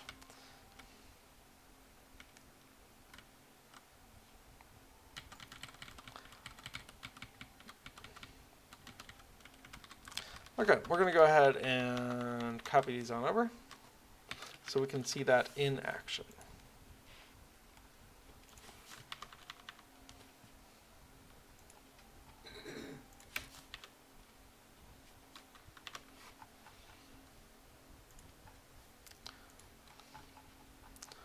Alright, so Farmers Faire, more stuff.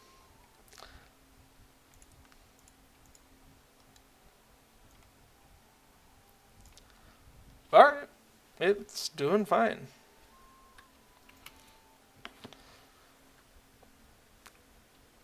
I don't know if it's easy to read, but it does work. Okay. Divider 2 is still a little wonky to me.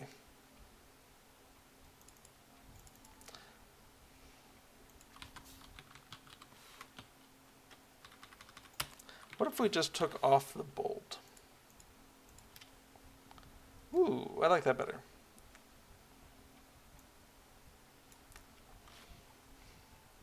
Okay, I think we're gonna run with that. That way they'll be a little bit more readable. Okay, so now that we've addressed that, let's look at whatever else Kaltha has. We're going to start with new cosmetics. And so we want to get the name of Kaltha.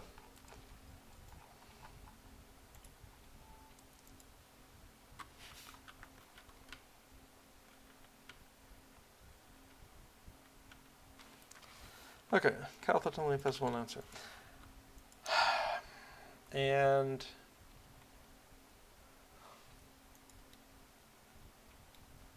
we're going to put that down here, but I'm considering changing that location at some point. Okay, so we have new cosmetics. And in here, I'm going to assume these are not in the system, but let's come take a look. Potato. They are not.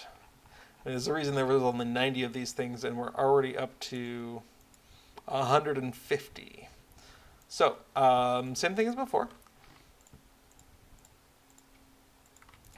We're just going to go ahead and right-click these things until we stop seeing them being added to the chat box, at which point we have exceeded the length, which is now.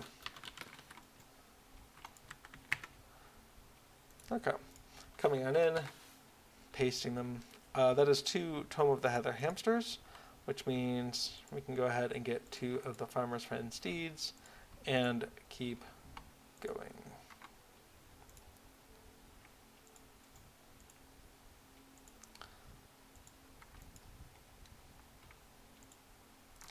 All right, we're at the fine floor. Gonna cut that out.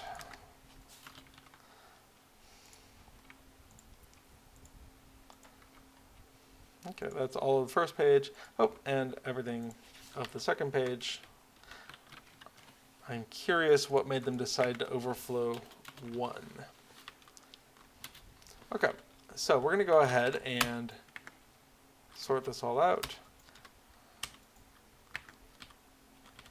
Okay, so There were 20 items in the first page. I'm guessing they just have a rule that you only do 20 for a page. And there were 21 things here. Okay. So we're going to take this and we are going to run it through the ID Finder.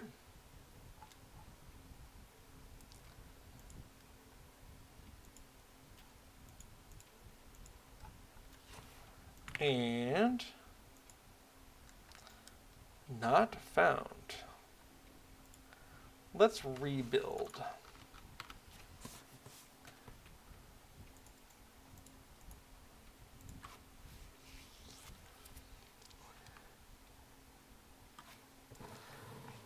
What is this thing looking for?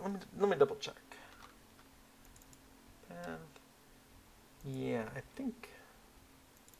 Oh, looking at the wrong program. ID lookup. We're looking in for the lore. We're getting the labels.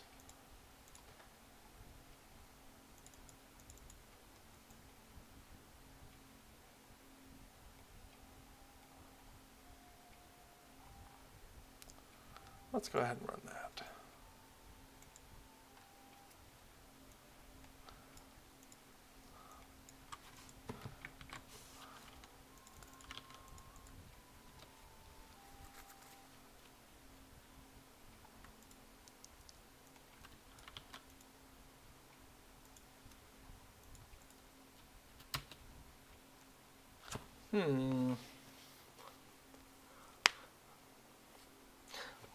Well, why is this information not there?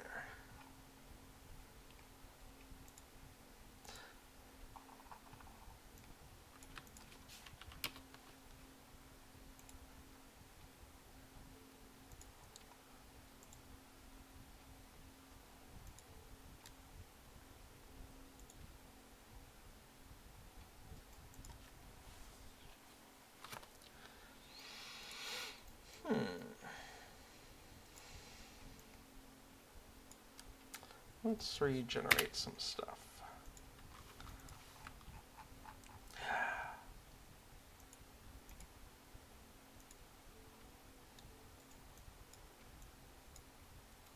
I wonder.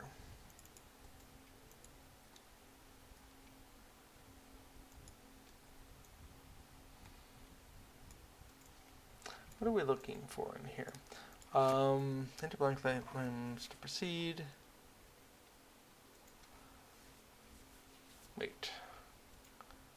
Are we in ID lookup? Right, I was just in label lookup. I have a better version of this, in theory. And we're looking in lore. Cool.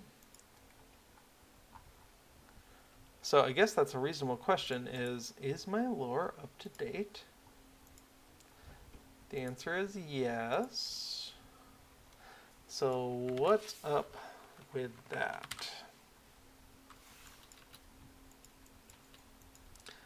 So we're going to go search for fine boots of the potato farmer.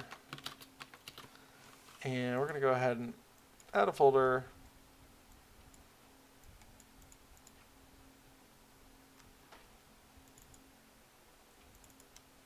LOTRO data. Find me anything.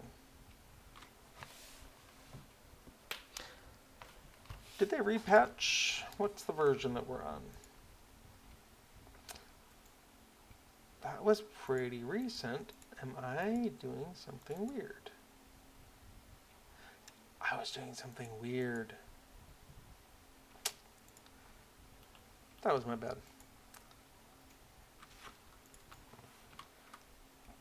Okay, so let's go ahead and delete all these generated files and rerun the generator, and then we'll be good to go.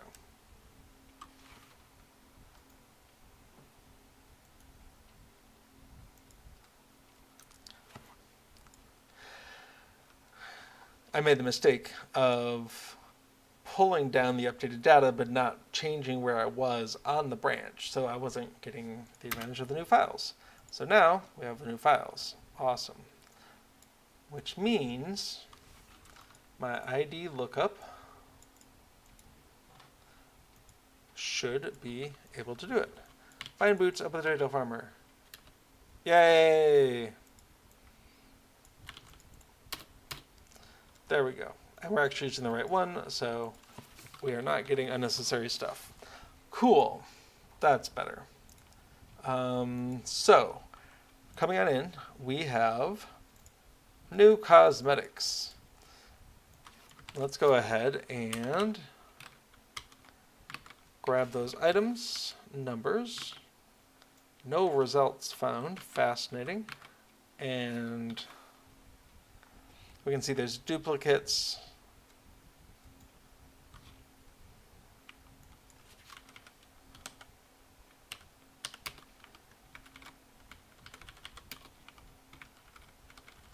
Two found. I'm okay with that. I'm okay with that. Okay.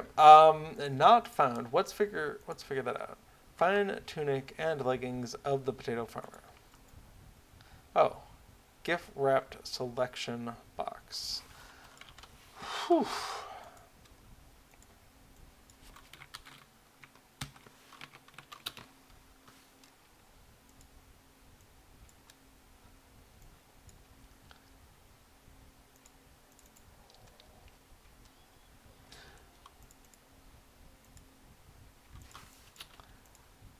All right, we're going to do a quick search here, and we can see there is an extra space in the data files, which is something.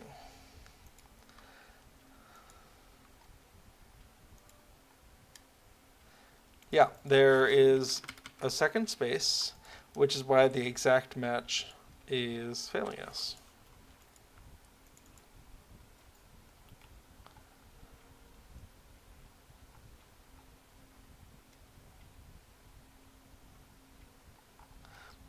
That's okay though.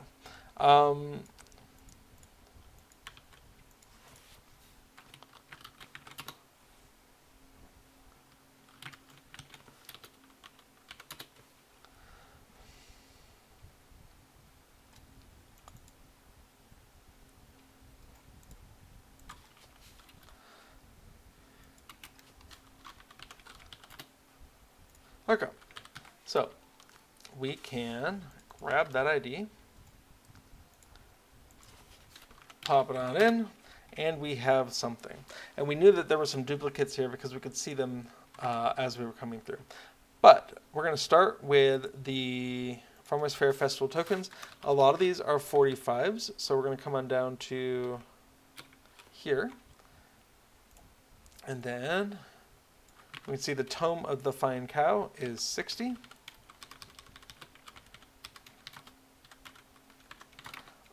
And then Tome of the Heather Hamster. This is festivity tokens or mithril. Potato Farmer's Fine Steed is 80 or 70. And then we're going to move on to other things. 45, 45, 35, 70 mithril. 25 coming on into the walls. And actually it's just 25 all the way down here and on the next page. So what we're hoping to see is that if we add these in,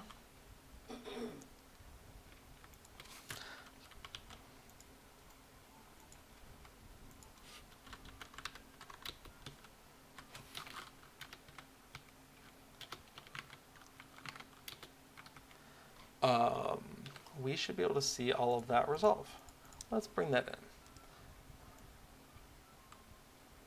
All right, Caltha Generally, festival announcer and rewards vendor. New cosmetics, stuff and things. We're seeing it all come on in.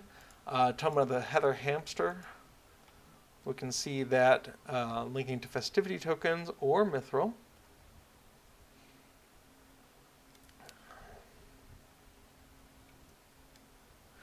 All right, all that's looking great. Cool. Cosmetics Part 1, not to be confused with new cosmetics. What we want to do is, again, isolate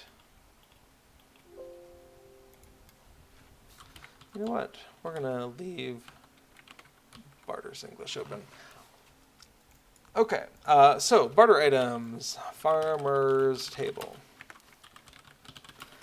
Nope, we have not reached that yet. So, do it all over again. This is the cosmetics part 1.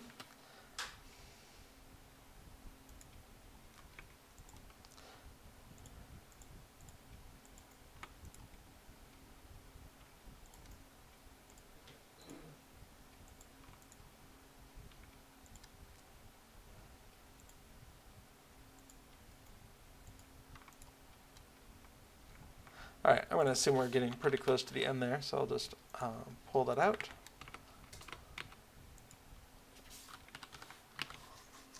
And the last one was gardening boots. So, apron. And we only have one page here.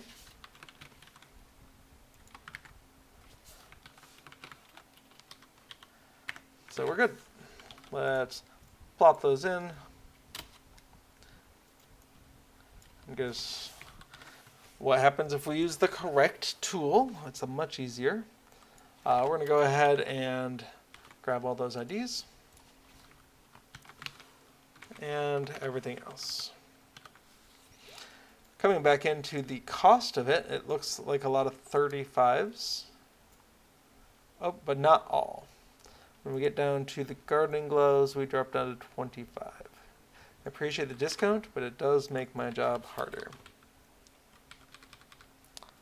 Okay, gardening gloves. Okay. So, gardening gloves are 25. 2 of them are 25. And then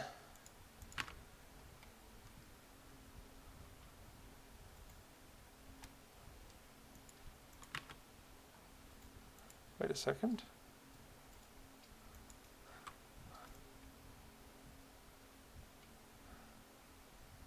Gardening gloves, circular fresh power, and gardening boots. Okay. Gardener's apron back to 35, where I think we are for the rest of it. Yes, we are. Okay, that's all of cosmetics part 1. Moving on to cosmetics part 2.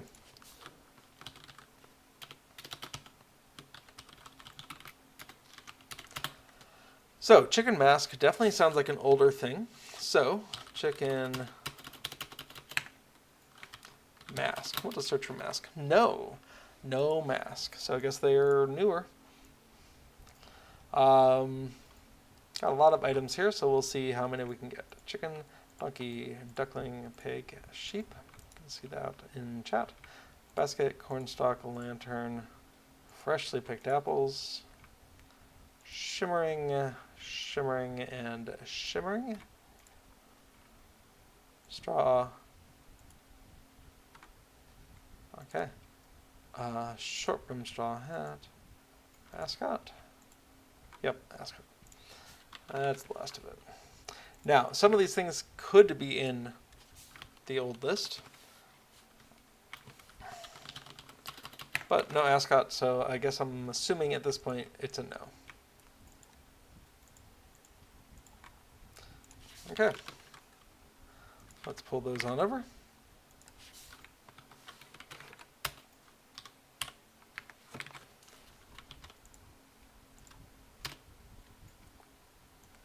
Alright, got 2 for the chicken mask.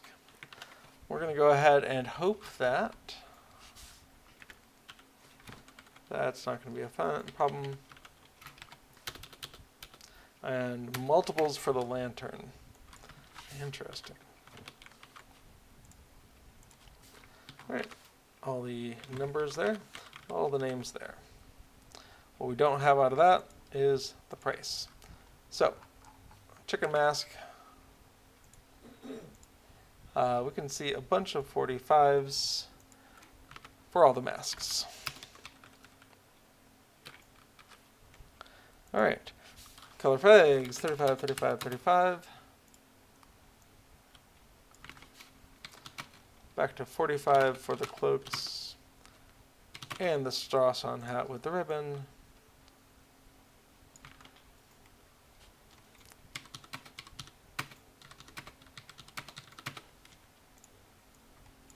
Alright, and 2 last 35s. There we go. That's all the cosmetics part 2. Let's do cosmetics part 3. Now, we're actually seeing Fine Bleached Potato Farmer again. These are all with Farmers Faire tokens, though. So we can go ahead and bring in all of these. Fine mantle, tunic.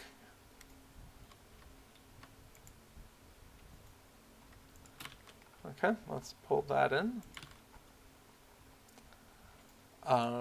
Cloak of the Blazing Firmament, however, I think is not on here. Is that an... Whoops. Is that an old one? It is not. What about Fire Fox? Nope. Okay. So, these seem newer.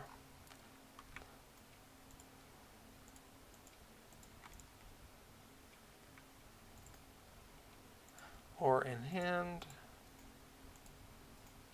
Drink the Green Grocer and Bleach the Green Grocer. Alright. There is not a second page, so that's all we have here.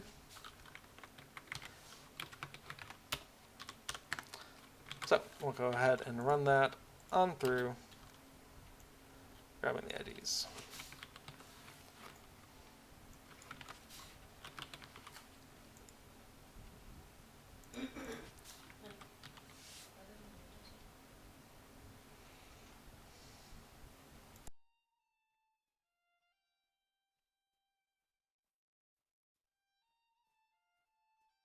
Okay, and then we have the names. Let's get those in here. Now we can see there was a 3 found that I missed, but we're gonna go ahead and hopefully get that in there. Cloak of the Blazing Firmament. Let's head on up, back up to that, and we can see we have prices of 45 through the robe.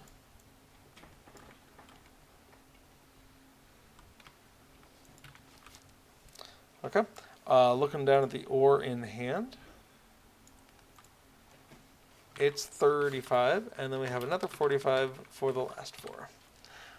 We're going to go ahead and import those on in. The last thing we had was 171, so go ahead and grab to 172.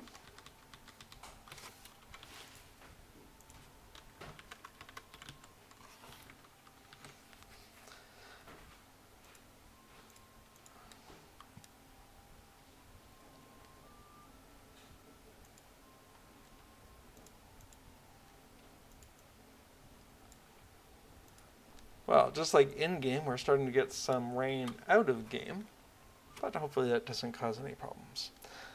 Alright, so we can see the innkeeper's dress did not resolve correctly, and that was a potential problem with that. Everything else looks good. So we're going to go in and look for innkeeper's dress specifically. And we're going to use the other tool that was giving us everything we needed.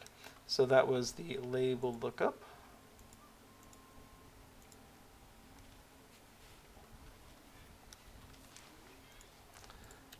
Okay.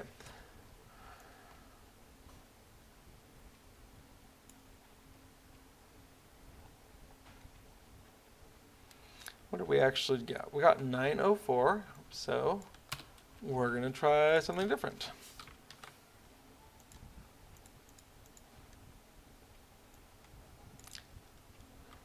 That's not right either. All right, we're going to try something different. I'm guessing all of these are in-game options that are called Innkeeper's Dress. There we go. That's the one. So unlike a steed where you might have multiple versions because there's different sizes of the steed, this, I think, was just different things called Innkeeper's Dress. Well, that's okay. All right, housing rewards. I think we're going to see some duplicates here as well. So we're going to go ahead and get rid of that and that and that for a moment. Okay, I think I saw these perhaps already in here. Fine walls. There we go. So, fine walls, fine floors, decorative fine floor, 10 and 20. 10 and 20. So we're going to bring that down into housing rewards. Excel.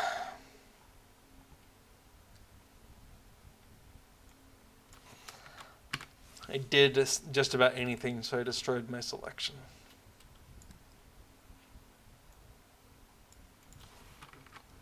Okay, so I have my selection. Not going to do anything, especially not go into a cell to edit it. And there we go. We have those, but centerpiece. I don't think we have that yet. Centerpiece. No. And we also don't have that in the old. So we'll start from here. There are 2 pages to work through, so we'll just make progress.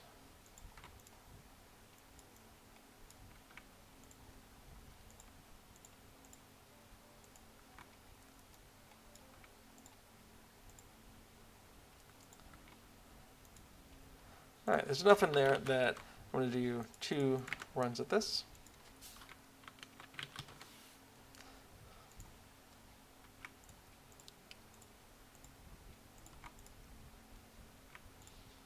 Possibly 3. Decorative oven looks cool. Nope, not a crafting facility. Never mind. But there's that golden egg. All right, we still need the chicken coop.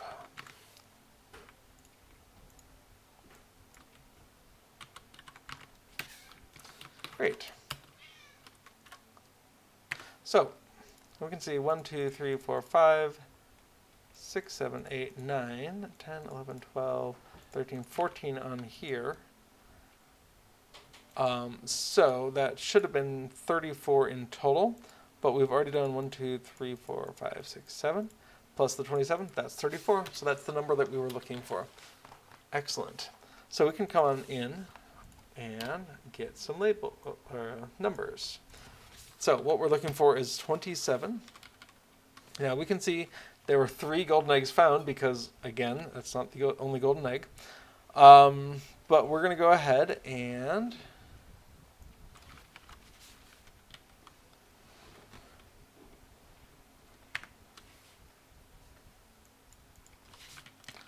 any of those that say found, we're going to go ahead and put on the next line so that we can then go ahead and take,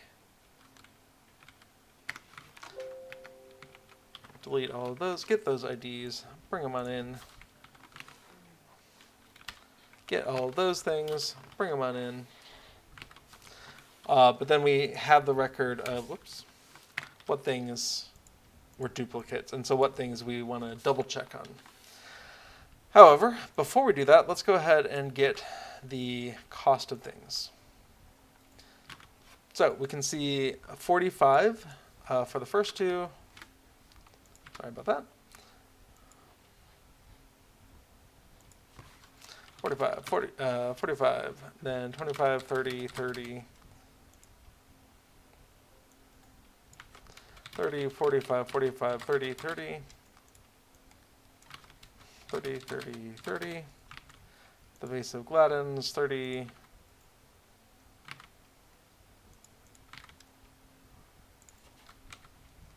oh, I can see I have gone over my normal ending time.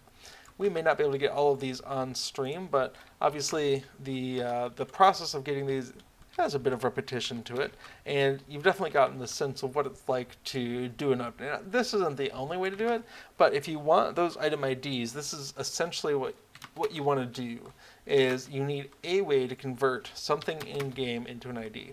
Now, the game will actually tell you if you have something in your inventory, you can get this the item. Oh, you can't get it. If you drag something into a quick slot, you can get the item ID, but that requires actually having the thing. And you may not want to buy each and every one of these from a festival. So having a data file is incredibly useful for resolving that. Okay, the golden egg is only 45 tokens. That seems really affordable for a golden egg. All right, so we're going to go ahead and import these in and double check those ones that had duplicates, and then we'll go ahead and call it for tonight. And if I have time this week, I'll go ahead and push out an update with the rest of these. And if not, we'll be back next week doing this. So now's a great time to get any last minute questions, comments, concerns you might have into chat. So we can look at it before the end. Otherwise, we'll take a look at it next week. All right, let's come on down. Now, we remember we documented the concern. So crate a vegetable. That's the first one to come look at. Yeah, we can immediately see a problem there.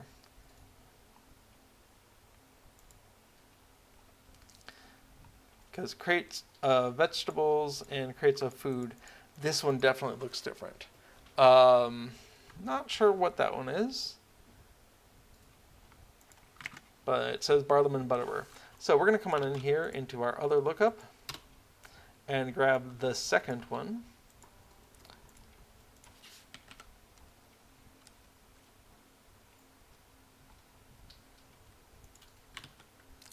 Okay.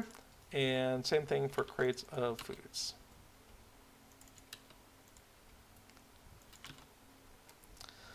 We can also go ahead and grab those in like this. So crate of vegetables, that's this one. Crate of foods, like that. Moving on, we can also see golden egg. Has 3 things, oddly. We can see one of them is not correct. Let's go ahead and find another one.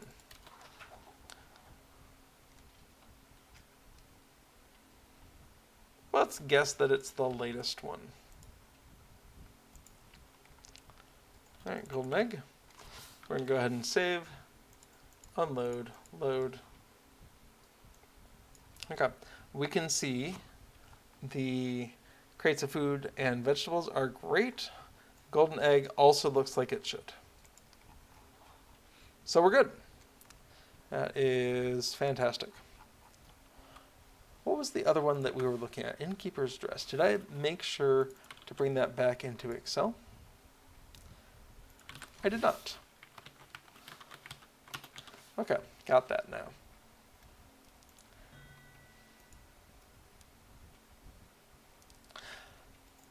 Okay, so that is where we are going to break for today. This is kind of a long process because I don't think this has been updated anytime recently, and especially not with the new categorization system, which hopefully helps us find things more easily. And when we switch this from a list view to a tree view, will let us collapse different sections down to make it even easier to find the thing. Maybe even add a search box. That'd be pretty cool. But that's... let's see, what do we have here? All right, I'm not saying anything else into chat, so that is all we are going to cover today. Thank you so much for joining me on this exploration of LOTRO plugins. I hope to see you all here next week. Until then, keep plugging along. All right, bye-bye now.